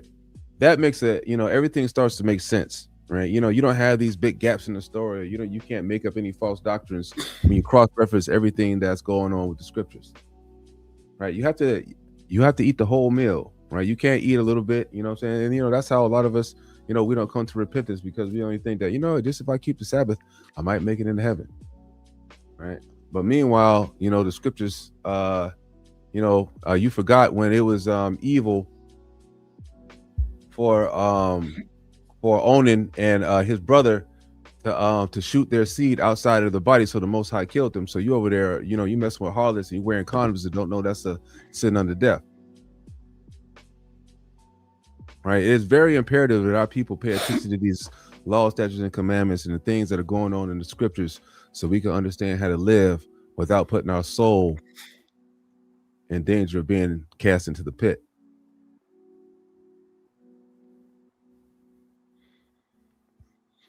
And it says, and they all became pregnant to bear elephants, camels, and asses. Right? And then we read about, and all the oxen feared them, were frightened at them, and began to bite with their teeth and devour and gore with their horns. And they began then to devour those oxen, and behold, all the children of the earth began to tremble and quake before them and flee. Mm.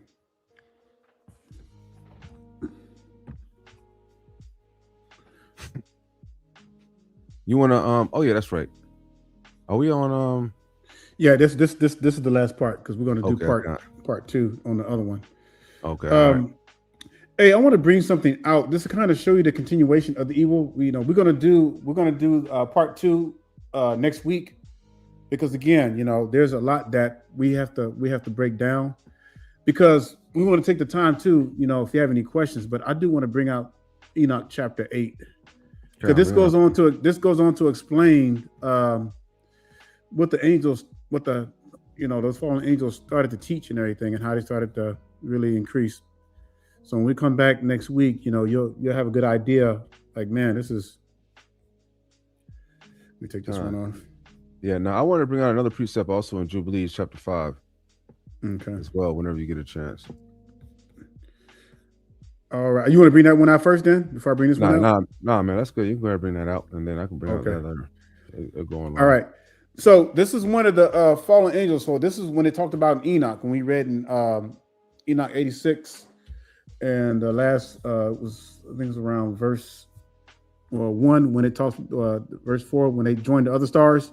Well, this is one of the other stars that joined Shamyaza. All right, but Azazel was a bad boy too because he did a lot of stuff. It says, moreover, Azazel taught men to make swords, knives, shields, breastplates, the fabrication of mirrors, and workmanship of bracelets and ornaments, the use of paint, the beautifying of the eyebrows, stones of every valuable and select kind, and all sorts of dyes, so that the world became altered. Now, that's crazy. And it just shows you the level of wickedness that they proceeded to do. It says, impiety increased, fornication multiplied, and they transgressed and corrupted all their ways. Amazarek taught all the sorcerers and dividers of roots. Where you get all these witches from. It says, Amras, the solution of sorcery. Barkael, the observer of the stars. Akiabel, signs. Tamiel taught astronomy. And Aristotle taught the motion of the moon. And men being destroyed cried out, and their voices reached to heaven. Man, I just wanted to show you that, you know, the stuff that they were doing. Man, just to I could bring out a few examples, but Yeah, go ahead, bring it hold up. up. Let me get Jubilees first, man. Let me bring that up first. Let me bring this up.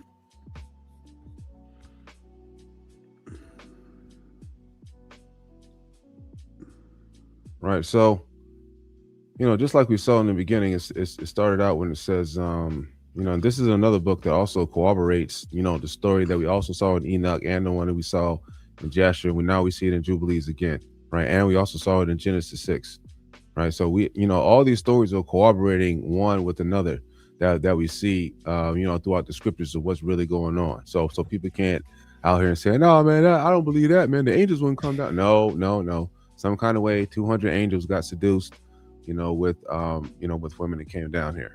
And it says, and it came to pass when the children of men began to multiply, right, on the face of the earth, and daughters were born unto them, that the angels of God saw them on a certain year, this Jubilee, that they were beautiful to look upon. And they took themselves wives of all whom they chose, and they bare unto them sons, and they were giants. And notice now, right, they only bore sons. They never bore any daughters, right? The Nephilim were all sons, right? They lived for 500 years apiece. All right, then they were killed in a war that the Most High had sent the angels down to start a war with them, and they killed each other. And the lawlessness increased on the earth, and all flesh corrupted its way, alike men and cattle and beasts and birds and everything that walks on the earth. And all of them corrupted their ways and their order, and began to devour each other. And lawlessness increased on the earth, and every imagination and of the thoughts of all men was thus evil continually. Now, hold up real quick. Let me see something. Let me see, because I think I can show that part in more detail in Jasher. Right. Let me see. Right. So boom. Right. Boom. Right. So it says, right. So it says, right. And their judges and rulers went to the daughters of men and took their wives by force, right, from their husbands according to their choice, and their sons of men in those days took from the cattle of the earth, right? And the wickedness that was going on was this right here. And the beasts of the field and the fowls of the air, and taught the mixture of animals of one species with another, in order therewith to provoke the Lord. And God saw the whole earth, and it was corrupt, for all flesh had corrupted its ways upon the earth, and all men and all animals, right? Now, y'all have to remember, right? The first situation that started this crossbreeding was when the angels came down and started crossbreeding with humans. And this is what really had provoked the Lord in the first place. I mean, this what really started the whole doctrine of this crossbreeding thing, right? The Lord is never even down with, he don't even want race mixing, right? He wants everybody to stay to their own race. Chinese was Chinese, Japanese was Japanese, so forth and so on, all across the earth. Or the Lord would have made everybody, the same. but he gave everybody a separate part of the earth for them to dwell in with their own people. The Lord is not down with the mixture. Mm-hmm. He's a separatist. Hold on. Let me go back to I'm glad you brought that out, man, because that's a really good one. All right. Now let me go back to what was it? Jubilees chapter 5 I was in, I believe. Right. So that's what they were exactly talking about in verse 2 right here. And then the other one that Brother Daniel was brought out.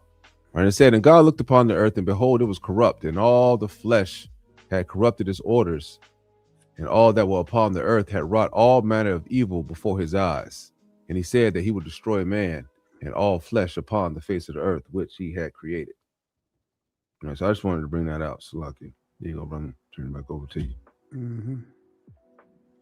Oh, yeah, there was some wicked times back in these days, man. Yeah. That's crazy, man. I mean, they was really trying to get it in. Let me I do want to bring out something. This is kind of has something to do with the wickedness that was going on the earth. Let me bring up Jubilees right quick. Did you have something you want to bring out as well, right quick? Nah. I've just seen where we had left off at. Yeah, because we were just going to do the first two. It says, I was seeing where we left off. It says, then we began to devour all the oxen. Right. So those were the scriptures that we're now just bringing out and explaining what was going on during that particular time. Because the Nephilim, right, during this crossbreeding of this particular time, this was a mass producing of wickedness on the earth. And you saw it was the angels that the 200 angels that was leading everybody, right? Those were the ones that started up the trouble in the first place. Well, we're going to mix with the women. So now, we're going to just start a whole doctrine of mixture, man. We're going to mix up the all these animals and men's and all kind of, wild, weird beasts back in these days. It was weird, man. I'm glad I wasn't alive back in those days, man. Oof, man. Oh, man. That was crazy. He had us in our appointed times, man, because we probably, I can't imagine being in those times, man. I don't even want to think about it because that's some scary stuff. Because you don't know if you don't know if you would have been the one that would have been the wicked ones or the righteous one. God, man. Jubilees 3. This is kind of kind of goes along with all the wickedness and stuff, and the reason why the Most High, shut up the mouths of the animals because they're gonna all speak one language, which is pretty awesome. It says, on that day, that's Jubilees 3, verse 28. It says, on that day on which Adam went from the garden, he ordered as a sweet savior an offering, frankincense, galbanum, and stack, and spices in the morning, which the rising of the sun from the day when he covered his shame. And on that day was closed the mouth of all beasts and of the cattle and of the birds and whatsoever walks and whatsoever moves, so that they could no longer speak, for they had all spoken one with another with one lip and with one tongue. And I know this was the result of course, this was in the beginning, the result of doggone Eve talking to that dang doggone creature. Most I had to because he sinned, because that tells you right there, even the animals had a consciousness to choose to do right or wrong, and it's like, dang. So he closed all the. Man, when the wolf had talked to Jacob, right, or when the the donkey had talked to had talked to old boy, and then man, there's like plenty of times in the scriptures that we see that even after the fact that once the Lord had released the curse that he put on those animals, they were able to speak again, right? Yep. I mean, man, language. Even back in the day when all the nations had divided themselves, and there was the 70 languages on the earth, right, of all the different nations, right? We see that during the split of the Tower of Babel, that if you really if you read under other scriptures, it wasn't that all languages were the same languages. It was that every man during that time, they had the ability to speak the 70 languages. So it doesn't matter what language you were in, you were able to understand it. Right. So when the Lord decided to split up the Tower of Babel, and when their languages was confounded, he made it so those people could only understand the language of their own people, and they forgot the other languages of the other lands. which we still have today. And he also restored that gift again, right? The same thing, you see a pattern of like abilities that we once had that were snatched from us, right? Because of some kind of wickedness that we performed because of it. And then you see it returned again if you see like some kind of mass type of righteousness like we saw during Pentecost, when the Lord had ended up, giving them the gift of tongues, which was restoring the 70 languages to them where they could understand all languages and, they could understand each other. Mm-hmm.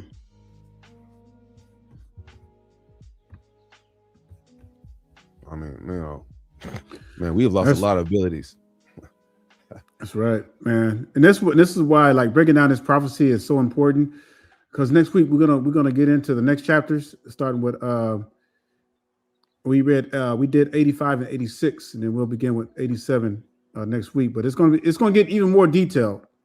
All right, and we'll do a rephrase, and we're breaking it down so that you can really see it. So it would behoove you that to start putting your precepts together, because when we go into the next one, it's going to even be more detailed. But is there anyone in here? I just want to make sure, because if we need to go back over some points, we can go back over some points. That's why we're going to kind of just hitting on chapters 85 and 86. But if there's anything that you all don't understand or need some clarity on, this is the time now, Yasharel, to go ahead and put it in the comment box. So if us reading 85 and 86, if there's even one verse in those two chapters that you didn't quite get or understand, please put it in the comment box so that we can kind of go back over them and reiterate with you, because we want everybody, we all want to be on one page, one mind. We want to have all clarity, any doubt that there is. This is what the questions are for. So that's why, so you can always get the breakdown that's correct, right? And then you'll be able to decipher for yourself and understand your people. So in the beginning, when you see it, verse 3, it says, Edna, in the first vision, he says a bull came from the earth, right? That bull was white, representing righteousness, and that bull was Adam, right? Then came forth the heifer, right? Which this was what? This was Eve, right? And then Eve had two children, which were the two young bulls. One of them black, which was Cain, right? And remember now, this is where the Nephilim and all of them came from, right? And the other red, which was Abel, right? It's amazing because we see in the beginning that Abel wasn't even labeled as white yet, but maybe the Most High labeled him red because he died, right? And his blood was in the earth, and maybe that's why he's the red bull, right? So right here we says, and the black young bull gored the red one, right? Boom. And this is Cain, right? There's a black bull, and he killed Abel, the red one, right? And his blood was upon the earth. And he can no longer see the red young bull because he was dead. He buried him in the earth, right? His blood, that's probably why he's a red bull. And the black young bull grew, and the heifer joined him, which was his sister, and was the heifer, right? The black young bull we still see here is Cain. And many oxen proceeded from him, which resembled and followed him, right? So these are the folks of Cain. And that cow, the first one, right, is Eve, right? Went from the presence of the first bull, which is Adam, right? In order to seek the red, her son, which is dead because she hasn't seen him in many moons, right? But found him not. She never saw him, and therefore she started crying. And we saw that, we read in the scriptures that she lamented over him for 4 months. Was it? It was 4 months, right, Doc? Say it again. 4 years. So was it 4 months or 4 years she lamented over him? I couldn't remember. I think it's like 4 months she lamented over him or cried over him. Yeah, I think it was. Right? I think it was 4 months. God. And then, hey man, I'm gonna let you go over 86 and break that one down. And it says, and the first bull came and quieted her, right? We saw that Adam came and then, he comforted her. And from that over, she cried no more because what? She bore Seth, right? Which is a white bull, which means that what? From this line, we're going to have righteousness. And after him, she bare many black bulls and black cows, right? And in my sleep, I saw that white bull grow likewise and become a great white bull. And from him proceedeth many white oxen, which resembled him, right? Which was what? Seth begat Enoch'S, and Enoch'S begat Canaan, and Canaan begat Mahilahil, and Mahilahil begat Jared, and Jared begat Enoch, right? So these are those white oxen that resembled him. And they begat many white oxen that resembled them, one following after another in due succession, meaning that they were all white, meaning they were all righteous, which is why we come from that line and not from the line of Canaan. All right, you want to continue with 86 and just give them a rough. Yeah, give me a second. I'm talk for a minute. I'm looking up something because you made me think about something. All right, Con. All right. You want me to finish breaking it down, or you want to just No, I want to break it. I was looking for. I can find it later. All right. Because as you was bringing something down, made me think about the scripture and everything. But I mean, I'm gonna take 86. I just wanted to. All right.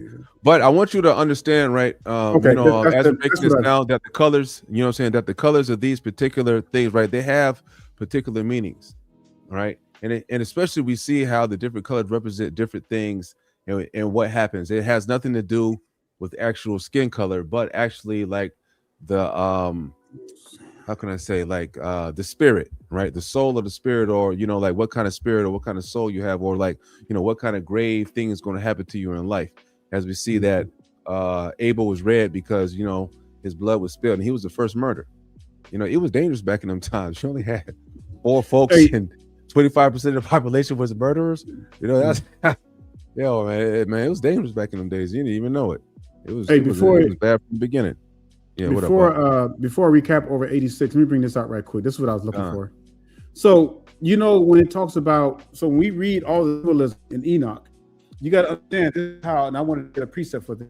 It says, I have also spoken by the prophets, and I have multiplied visions and used similitudes by the ministry of prophets. So you know what the word similitudes is, meaning using symbols. So when we read in Enoch, we read in Enoch 85 and 87, it was using the red calves, it used colors, it used animals, right? To describe the people, describe righteousness, wickedness. So this is what it means when it says, and use similitudes by the ministry of the prophets. So this is the way that the Most High always worked through our people. Right? Even Daniel, when you look at Daniel, when you look at the prophet Daniel on Patmos Island, Patmos, he used similitudes. He used a great red dragon with 7 heads. All these images that you see, this is how the Most High has always used images to break down the future of our people. So I just wanted to show you this precept. If you want to write that precept down, this would explain why, and proof why the Most High used those different images and colors and what have you. All right, so let's bring this back up. I'm about to scroll up for you so you can get to 86. Okay, and basically, I'm not going to read the whole thing again. I'm just going to kind of just recap over the scriptures.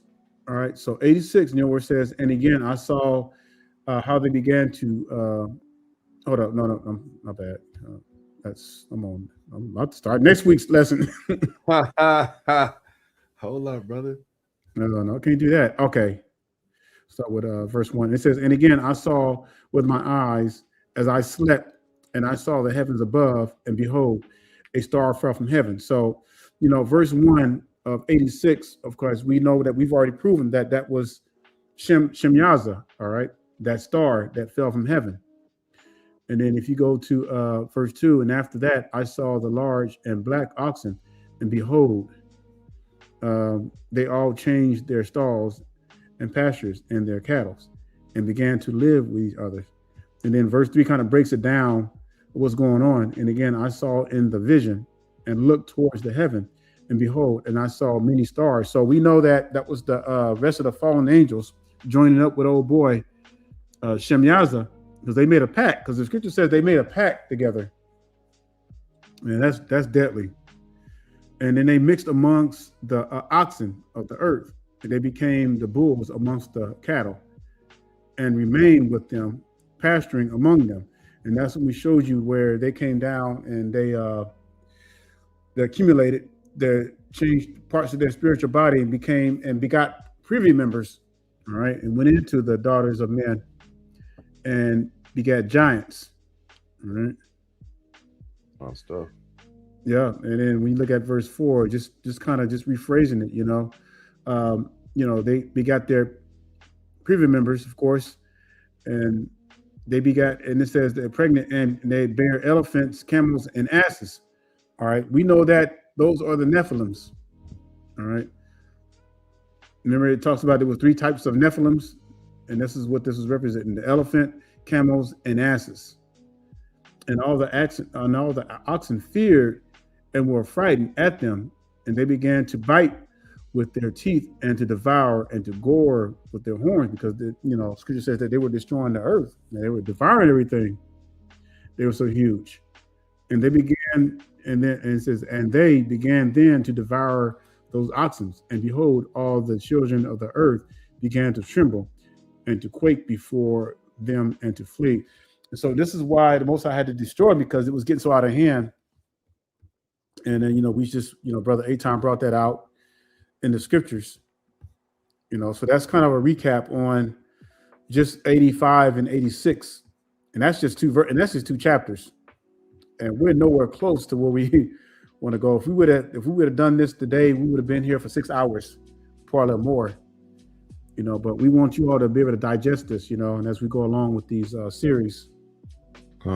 And also, man, we wanted to bring the precepts out so you can see just exactly. 'Cause a lot of people, man, they don't understand, and they doubt these hidden books, man. But I promise you, like, once you really understand and just get a chance to read these hidden books, I promise you, Israel, we will be able to break it down for you into the simplest fashion that you will see. It goes along exactly along with the other 66 books, right? And it's in perfect sync. It's just you have to have an understanding of what's really going on, and then the translations.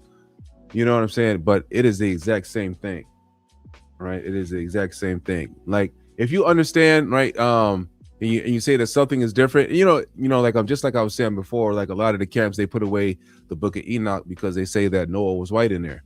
Yeah. But see, you lack understanding, because white means brilliance in that particular situation. It's like shown as brilliance, meaning that he was literally like shining like a light was on. How Moses had came down out of the mountain.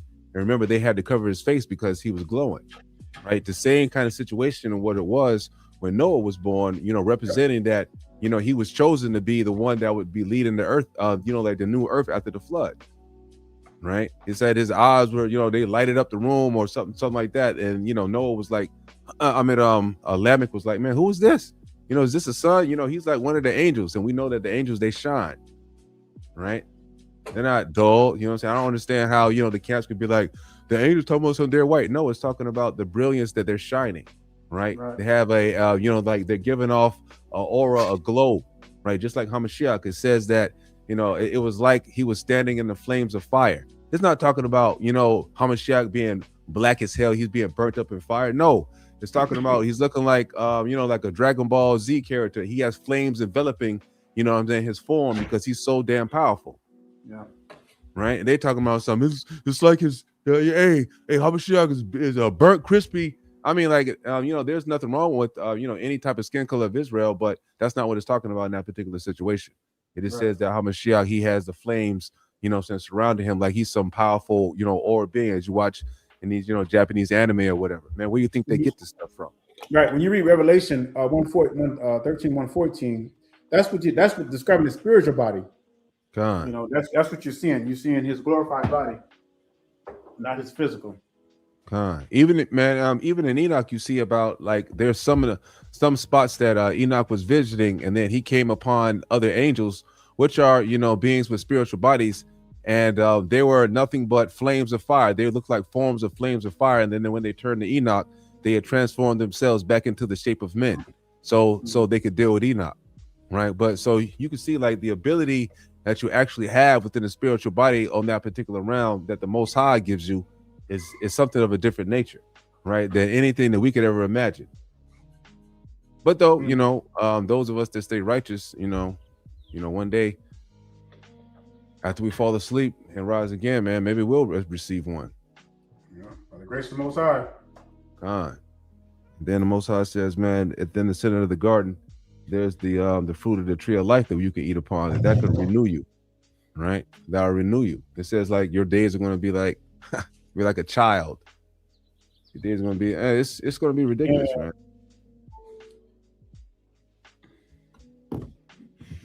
Man, that's it's amazing to see these books preserved and how the Most High reserved them for the last day, to us. Next week I'll bring it out, man. I have to put a picture of it, but I got the book of Enoch from one of our brothers, Jediah Malik, and it talks about how, because it goes all the way to 107, and it talks about how the scriptures will be changed, and then how that in the last days that they will be revealed unto us again. You know, and I truly believe that we're seeing, as you know, as the brewers are waking up, and especially the men who are really trying to implant and come back to their natural sense. You know, we're starting to see a rise of brothers. You know, the spirit is hitting them. You know, and they realize, hey, man, we got to get back to these commandments. You know, we got to put things back in order, perspective, or we're just going to be out of control as a people. But the scriptures are slowly coming back to us, and we're starting to see things. And the longer you are in this truth, and this is why this whole faith is a work of a lifetime, because the longer you're in this faith, me and brother has been in this faith for a while, and you know, and I've been dealing with this faith for more than 30 years, especially with the Shabbat. You know, you begin to see things, and this is why we become a little more intolerable when it comes to certain things. And this is why it may seem like, well, dang, man, y'all always getting on other folks. Y'all getting on the women all the time, man. Y'all getting on. It's not so much the women. It's just wickedness, you know, because we get on all our people, you know. And when you get to the point where you get fed up with our people just doing wickedness, like you become, it's almost a sense you become angry, you become mad, you know. And that's why I see when it says that oppression makes a wise man mad, because it does. Because when you're living righteous to all your heart and ability, you become less and less, you know, less tolerable to the world. You hate it. You don't want to be around. You don't want to be out near people. You don't want to be out near business districts. It's like you're so sick of it. You just want to be in peace all the time, because, you know, it even disturbs you just to go out amongst people.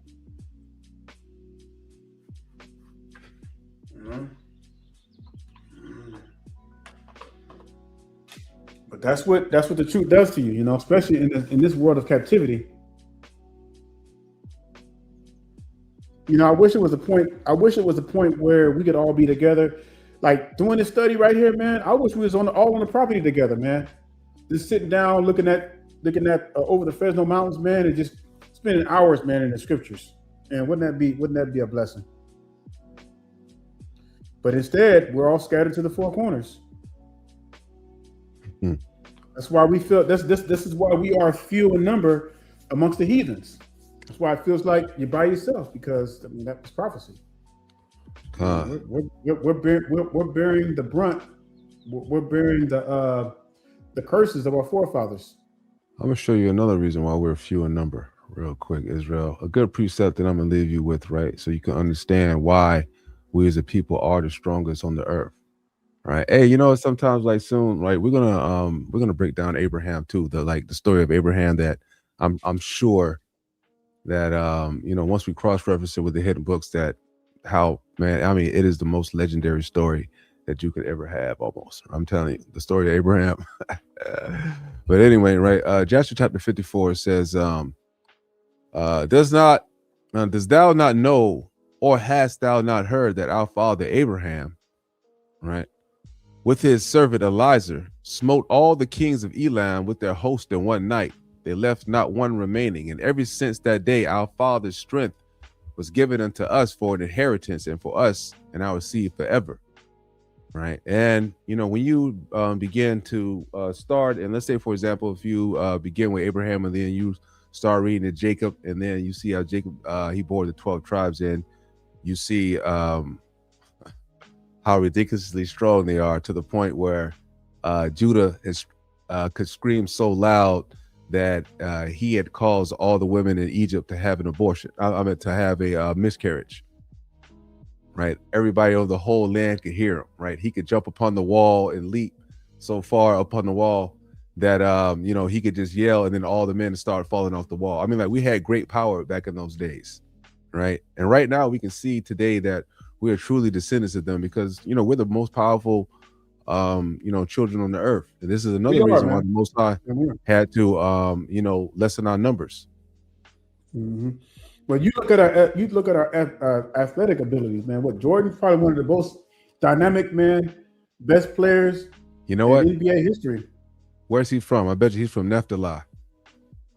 He's probably from this. He's probably from the tribe of Nephilim. I don't even know it, because it said that Nephilim, he was, he was so fast, and he was so light in his foot that he could run across the stalks of corn without breaking them. I mean, our people had some truly, real life abilities, back in those days, right? And now we're just a shadow of our greatness because we failed to keep the law, statutes, and commandments. It's a shame, man, when you really look at it, man, how far our people have fallen. Man, that's crazy. When you look at it today, man, like we're so, man. But we're still stronger than everybody else. Exactly. Even in our degeneracy, man, we're still stronger than everybody else, man. That's crazy. Con. That's amazing. Yeah. That's why it says right here, when it says, ever since that day, our Father's strength was given unto us for an inheritance for us and our seed forever. Right. So we're always going to be stronger than all the other nations on the earth. Right. I know y'all seeing that thing where you see, the people in Japan and China, they're saying that, the so-called Israelites, us, man, they're looking at us as Viltrumites. If you ever, which are like some super insane, strong, comic book stuff that they got going on out there. So they started, comparing us to some, unbeatable people. But this is, they already know what time it is. All we have to do to get back our power, which the scripture says is going to happen, man, is in due time we're going to come back. The only thing that we can do right now is encourage our brothers and sisters to keep the commandments and bring awareness, I mean, we're still, as far as like, we don't have an army, we don't have a financial structure, we don't have any of that, man. We're passing through, we're servants. Just like the prophets of old, and as long as we got breath in us, we're gonna keep on swinging this sword nonstop. Only thing we can do is encourage our people, be productive in our own ways, to encourage our people, help our people, and just pray that we're kind of worthy, All right, man. Things are gonna get worse. Well, next week we're gonna continue the reading in part 2.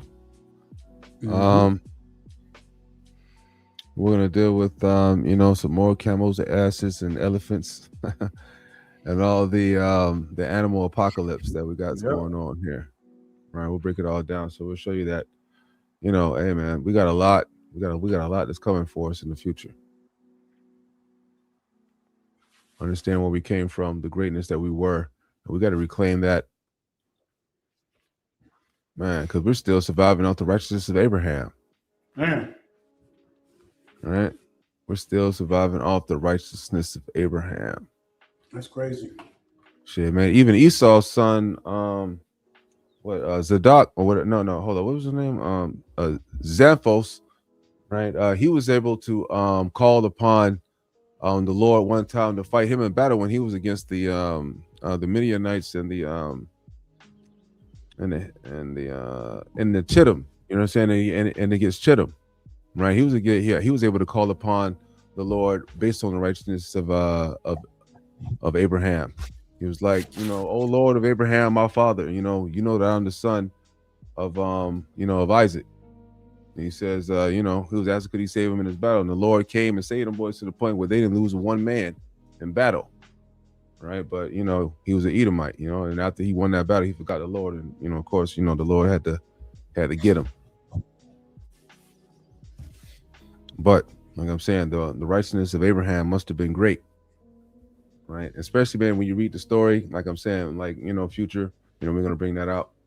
You'll see, man, that is the most, man, Abraham, man. Well, you see how, man, that man is. I'll be right back up. I can see why we surviving off the righteousness of him today. Do we have any questions about anything that we went over so far? My brother Daniel's gone.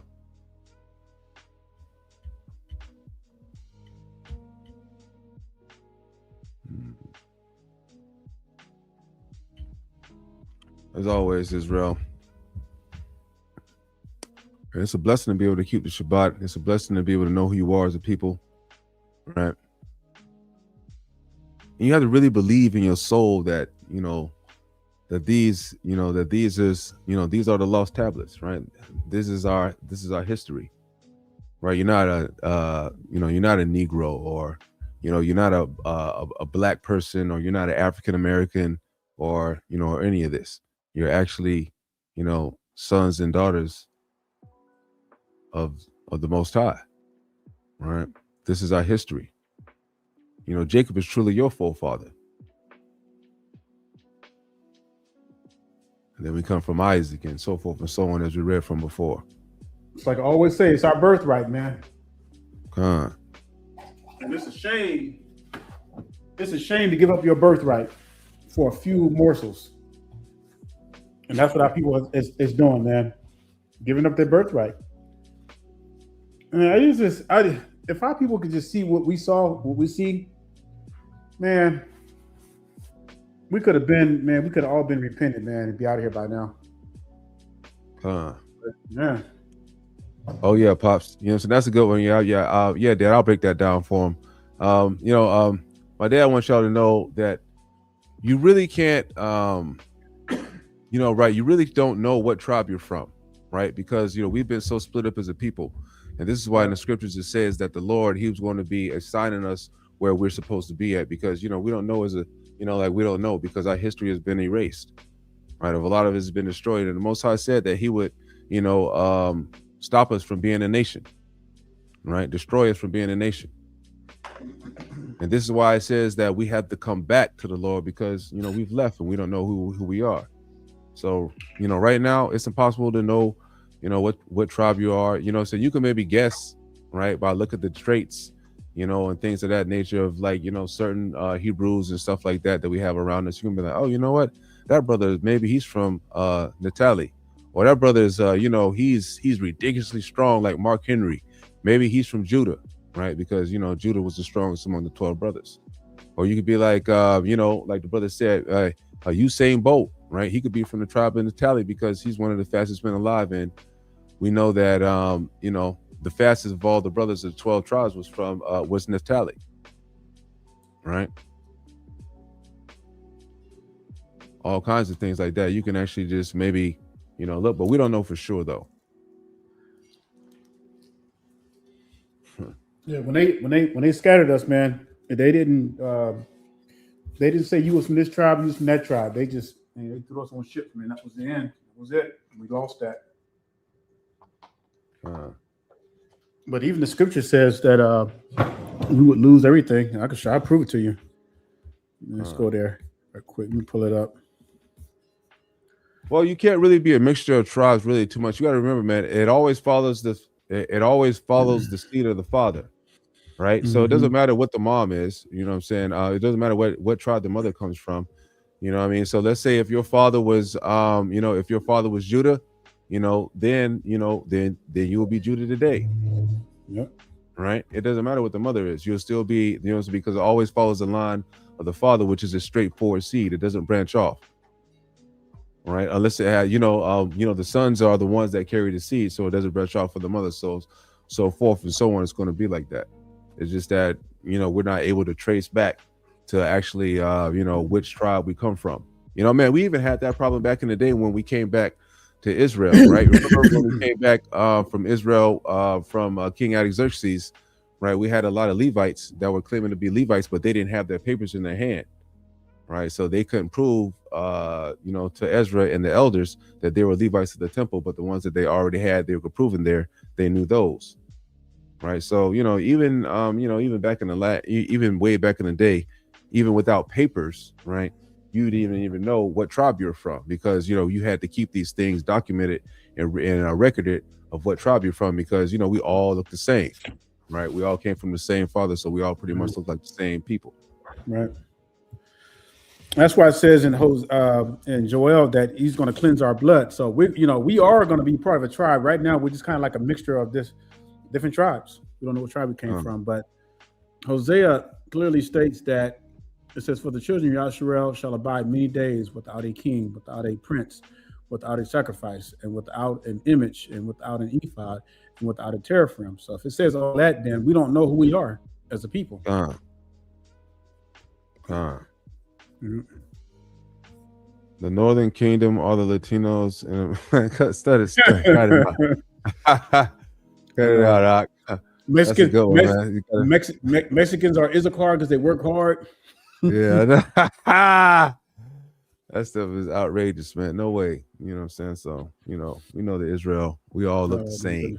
Yeah, like man. every other nation out here. All the Egyptians look the same. All the damn Japanese look the same. All the Koreans look the same. No matter how many tribes they come from different families.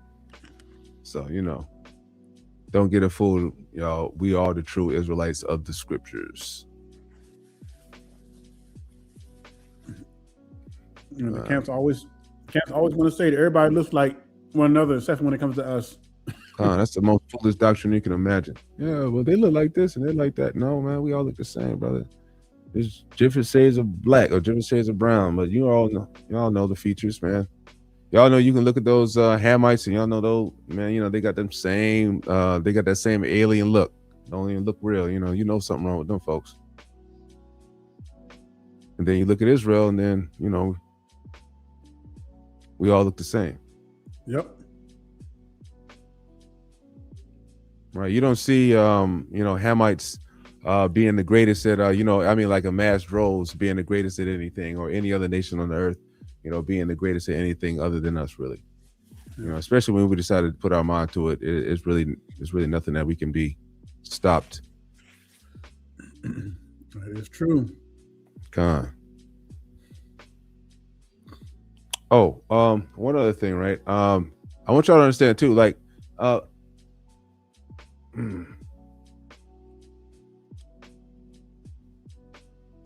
remember Jacob, right? And Esau, and remember how Brother Daniel said that he had sold him out for some pottage earlier, right?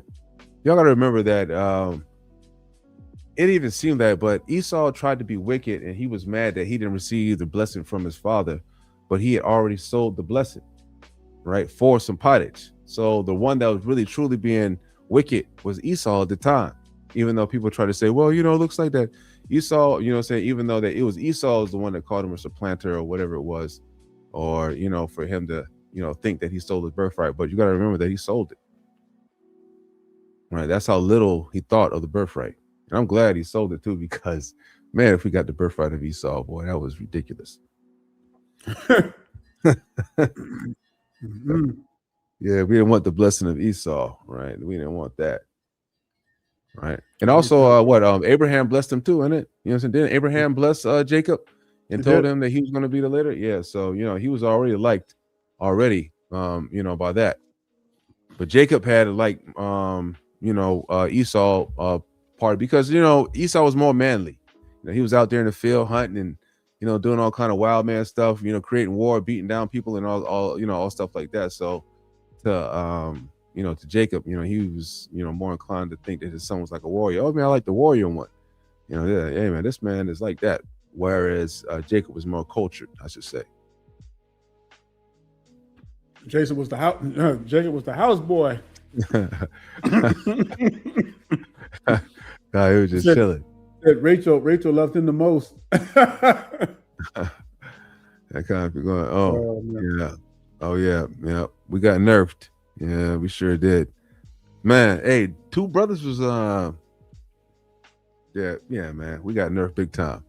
But you can see even I was laughing at one of the comments that they said that, man, we got nerfed as a strength. Yeah, we did, man, because if we truly kept the power of our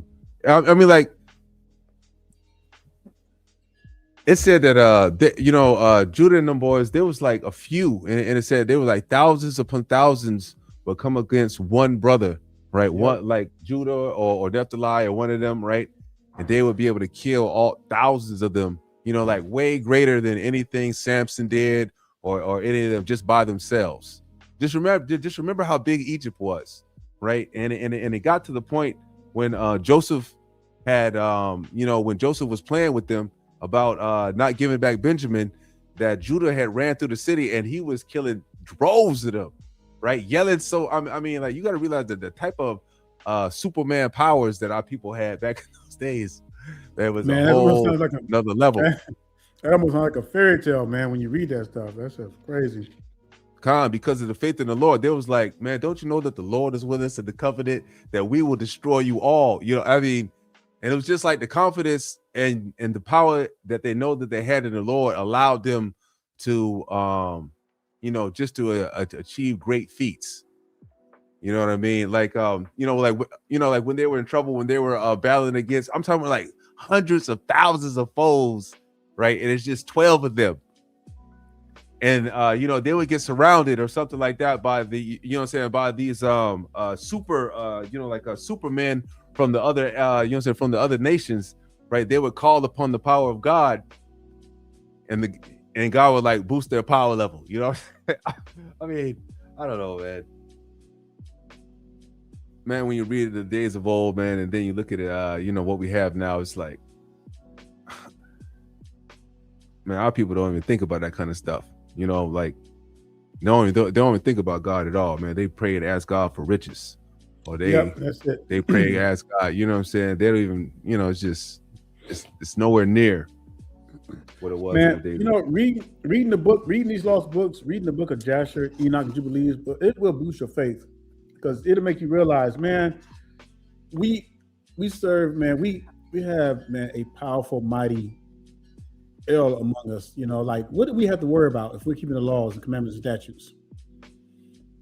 I don't care what situation we find ourselves in, man. The Most High will deliver his people and take care of his people if we're doing the right thing.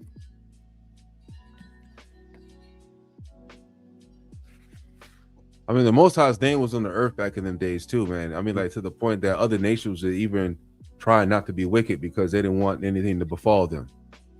You know what I mean? Especially when, when Israel first, the 12 brothers and them, they came into Egypt.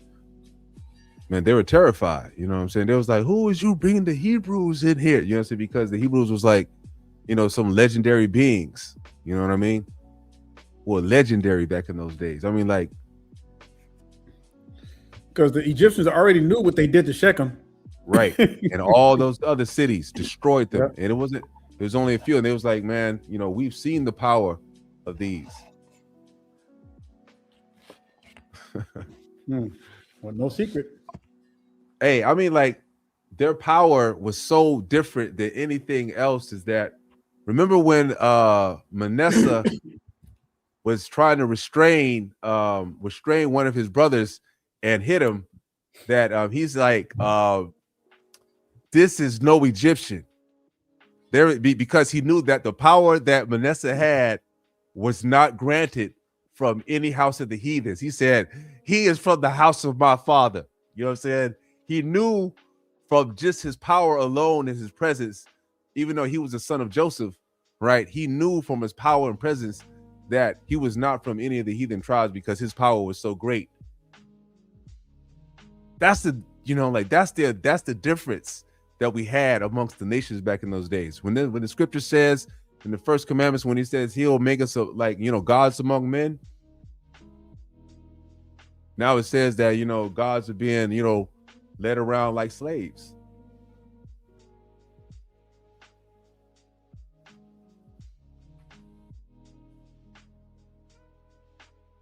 All because we want to do what the white man want to do. We want to do what the heathens want to do, make kings and celebrate 4th of July, twerk, be baby mamas.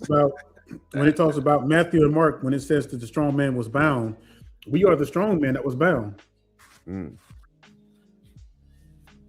says, how can a man break into somebody's house and steal his goods unless you bind the strong man first? That's what they did. You look at Psalms 87, Psalms 85, and Psalms 2. That's exactly what they did. They planned, and man, they bound us up because of the wickedness. And like Brother Eitan was saying, led us away like cattle.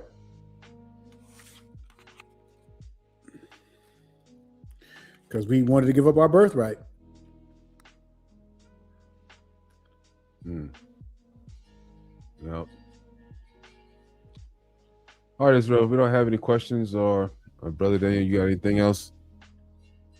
I'm good.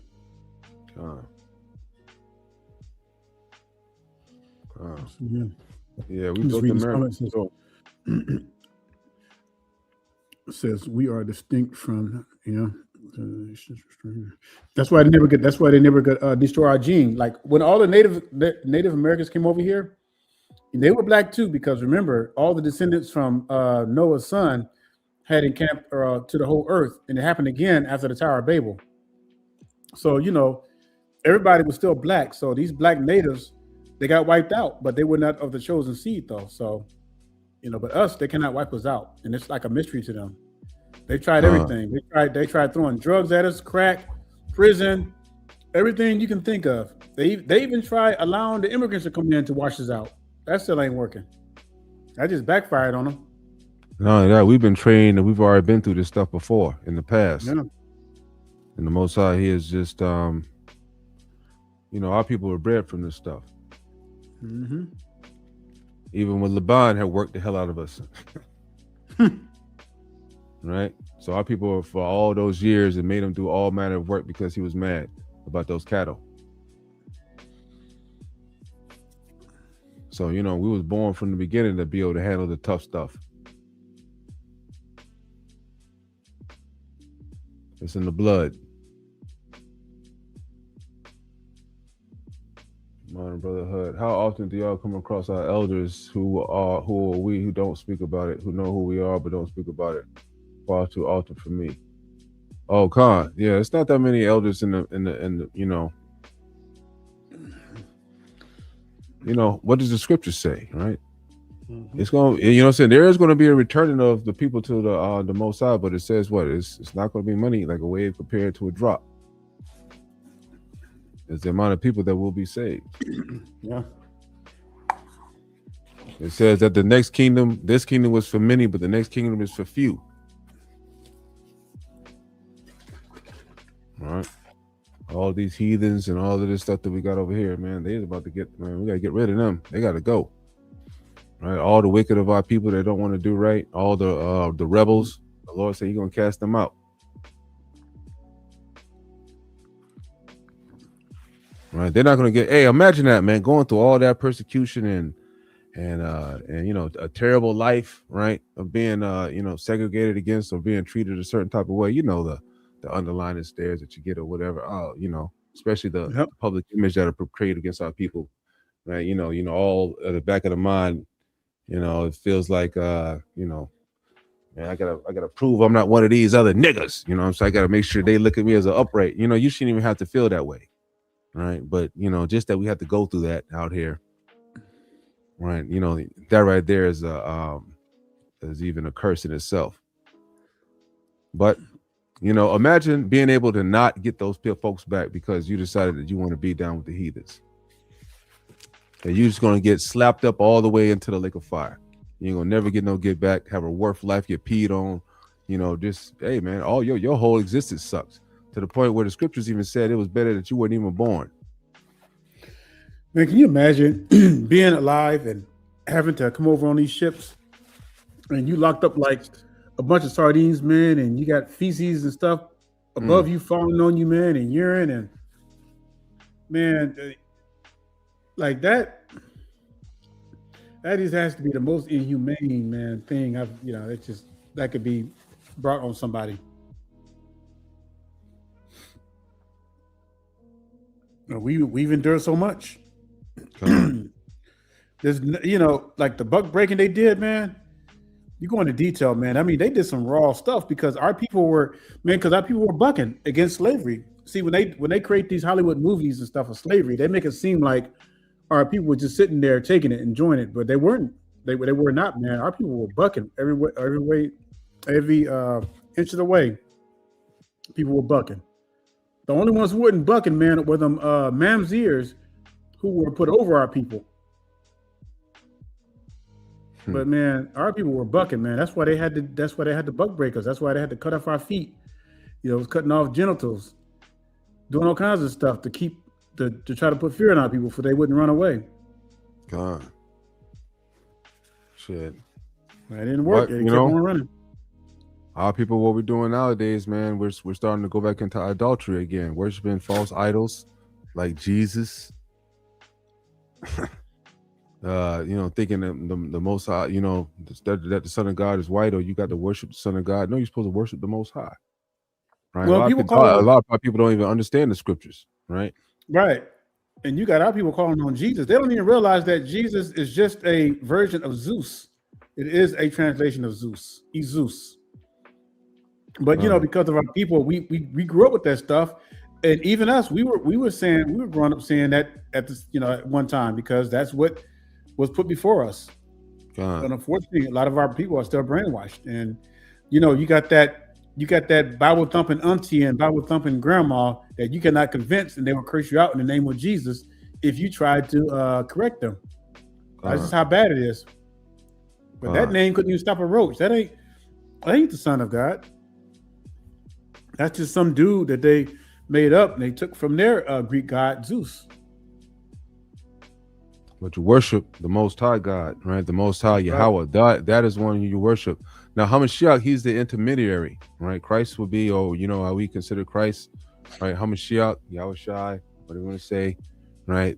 He is the intermediary, right? This is the one that carries your prayers up to God, fixes it up so it makes sure it sounds right, because you don't know the customs, right? You don't know whatever. So he brings those prayers up and decides to, and he's the one that brings it up to God. And that's how the situation works, right? Mm-hmm. And Hamashiach, he's like the overseer of Israel. Meanwhile, while the high king is his dad, the Almighty, right? But we still, whatever Hamashiach says, tell us to do, it's the same thing as that the Almighty is telling us to do, right? Because he's the prince, he's the Son of God, he's the first in line, right? And then behind him, that's why we get to survive as a people, because we're behind Christ. Right. He is the God of Israel. And so, that's why it says the earth is given into his hands. It's just that you got to understand is that through the power of the Most High and the will of the Most High, earth was created, and the people on earth was created through Christ, right? Through Hamashiach, right? So this is why it talks about in Colossians how he is the image of the invisible God, which is the visible God is Yahweh. Which is also never mind, I'm not even gonna go there. That's gonna get too deep. That's probably another lesson, man.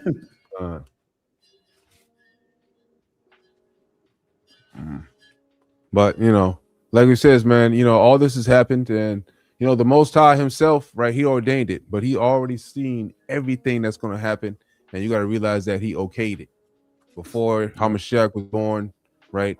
Before he allowed Hamashiach to make the earth, before and everything like that, the Almighty has already seen it. It's like, you know what? Yeah, man, this gonna I'll let it roll out because it'll turn out good at the end. We'll get some, we'll get some worthy tried to the fire, and at the end it'll all turn out okay, right? And then if you look at it, right, all of it will turn out okay. That's a cut right there, man, because if the Father knew that there wasn't going to be no righteous left on the earth, he would have been destroyed it. So that's how man, by him letting it roll on, there's going to be some righteous on the earth. That's how he don't care about the heathens either, because look at all the stuff they're doing. He don't give two craps about and then if you read the scriptures and you see how they came through, right? We would come through, and then, man, we would kill all the babies, all the children, kill all the oxen of the land that they owned, like if we went to war with these heathen, in the scriptures. So you see, man, the Lord really don't care, right? A lot of us think that it's only because you live in America and you have this, false idea of who God is, that people think that God cares about children getting kidnapped with the heathen or whatever else is these folks are doing to them.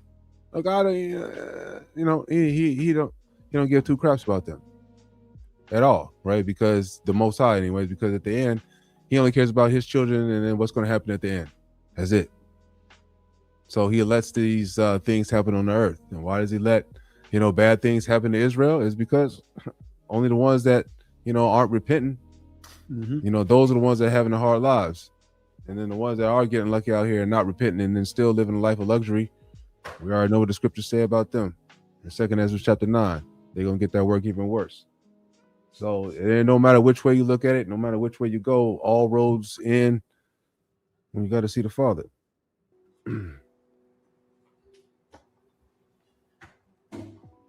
So it behooves us as a people to, walk righteously and truly walk uprightly and try to keep these commandments to the best of our ability. Right.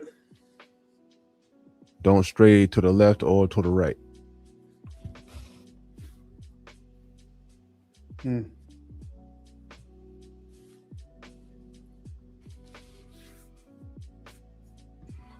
All right, I'm gonna turn it over to Brother Daniel if you can close out.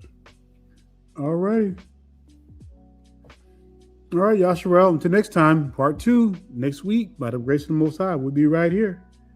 So with that being said, we're gonna bid y'all a hearty Shabbat Shalom. Stay strong, Israel. Stay strong. Praise to the Most High.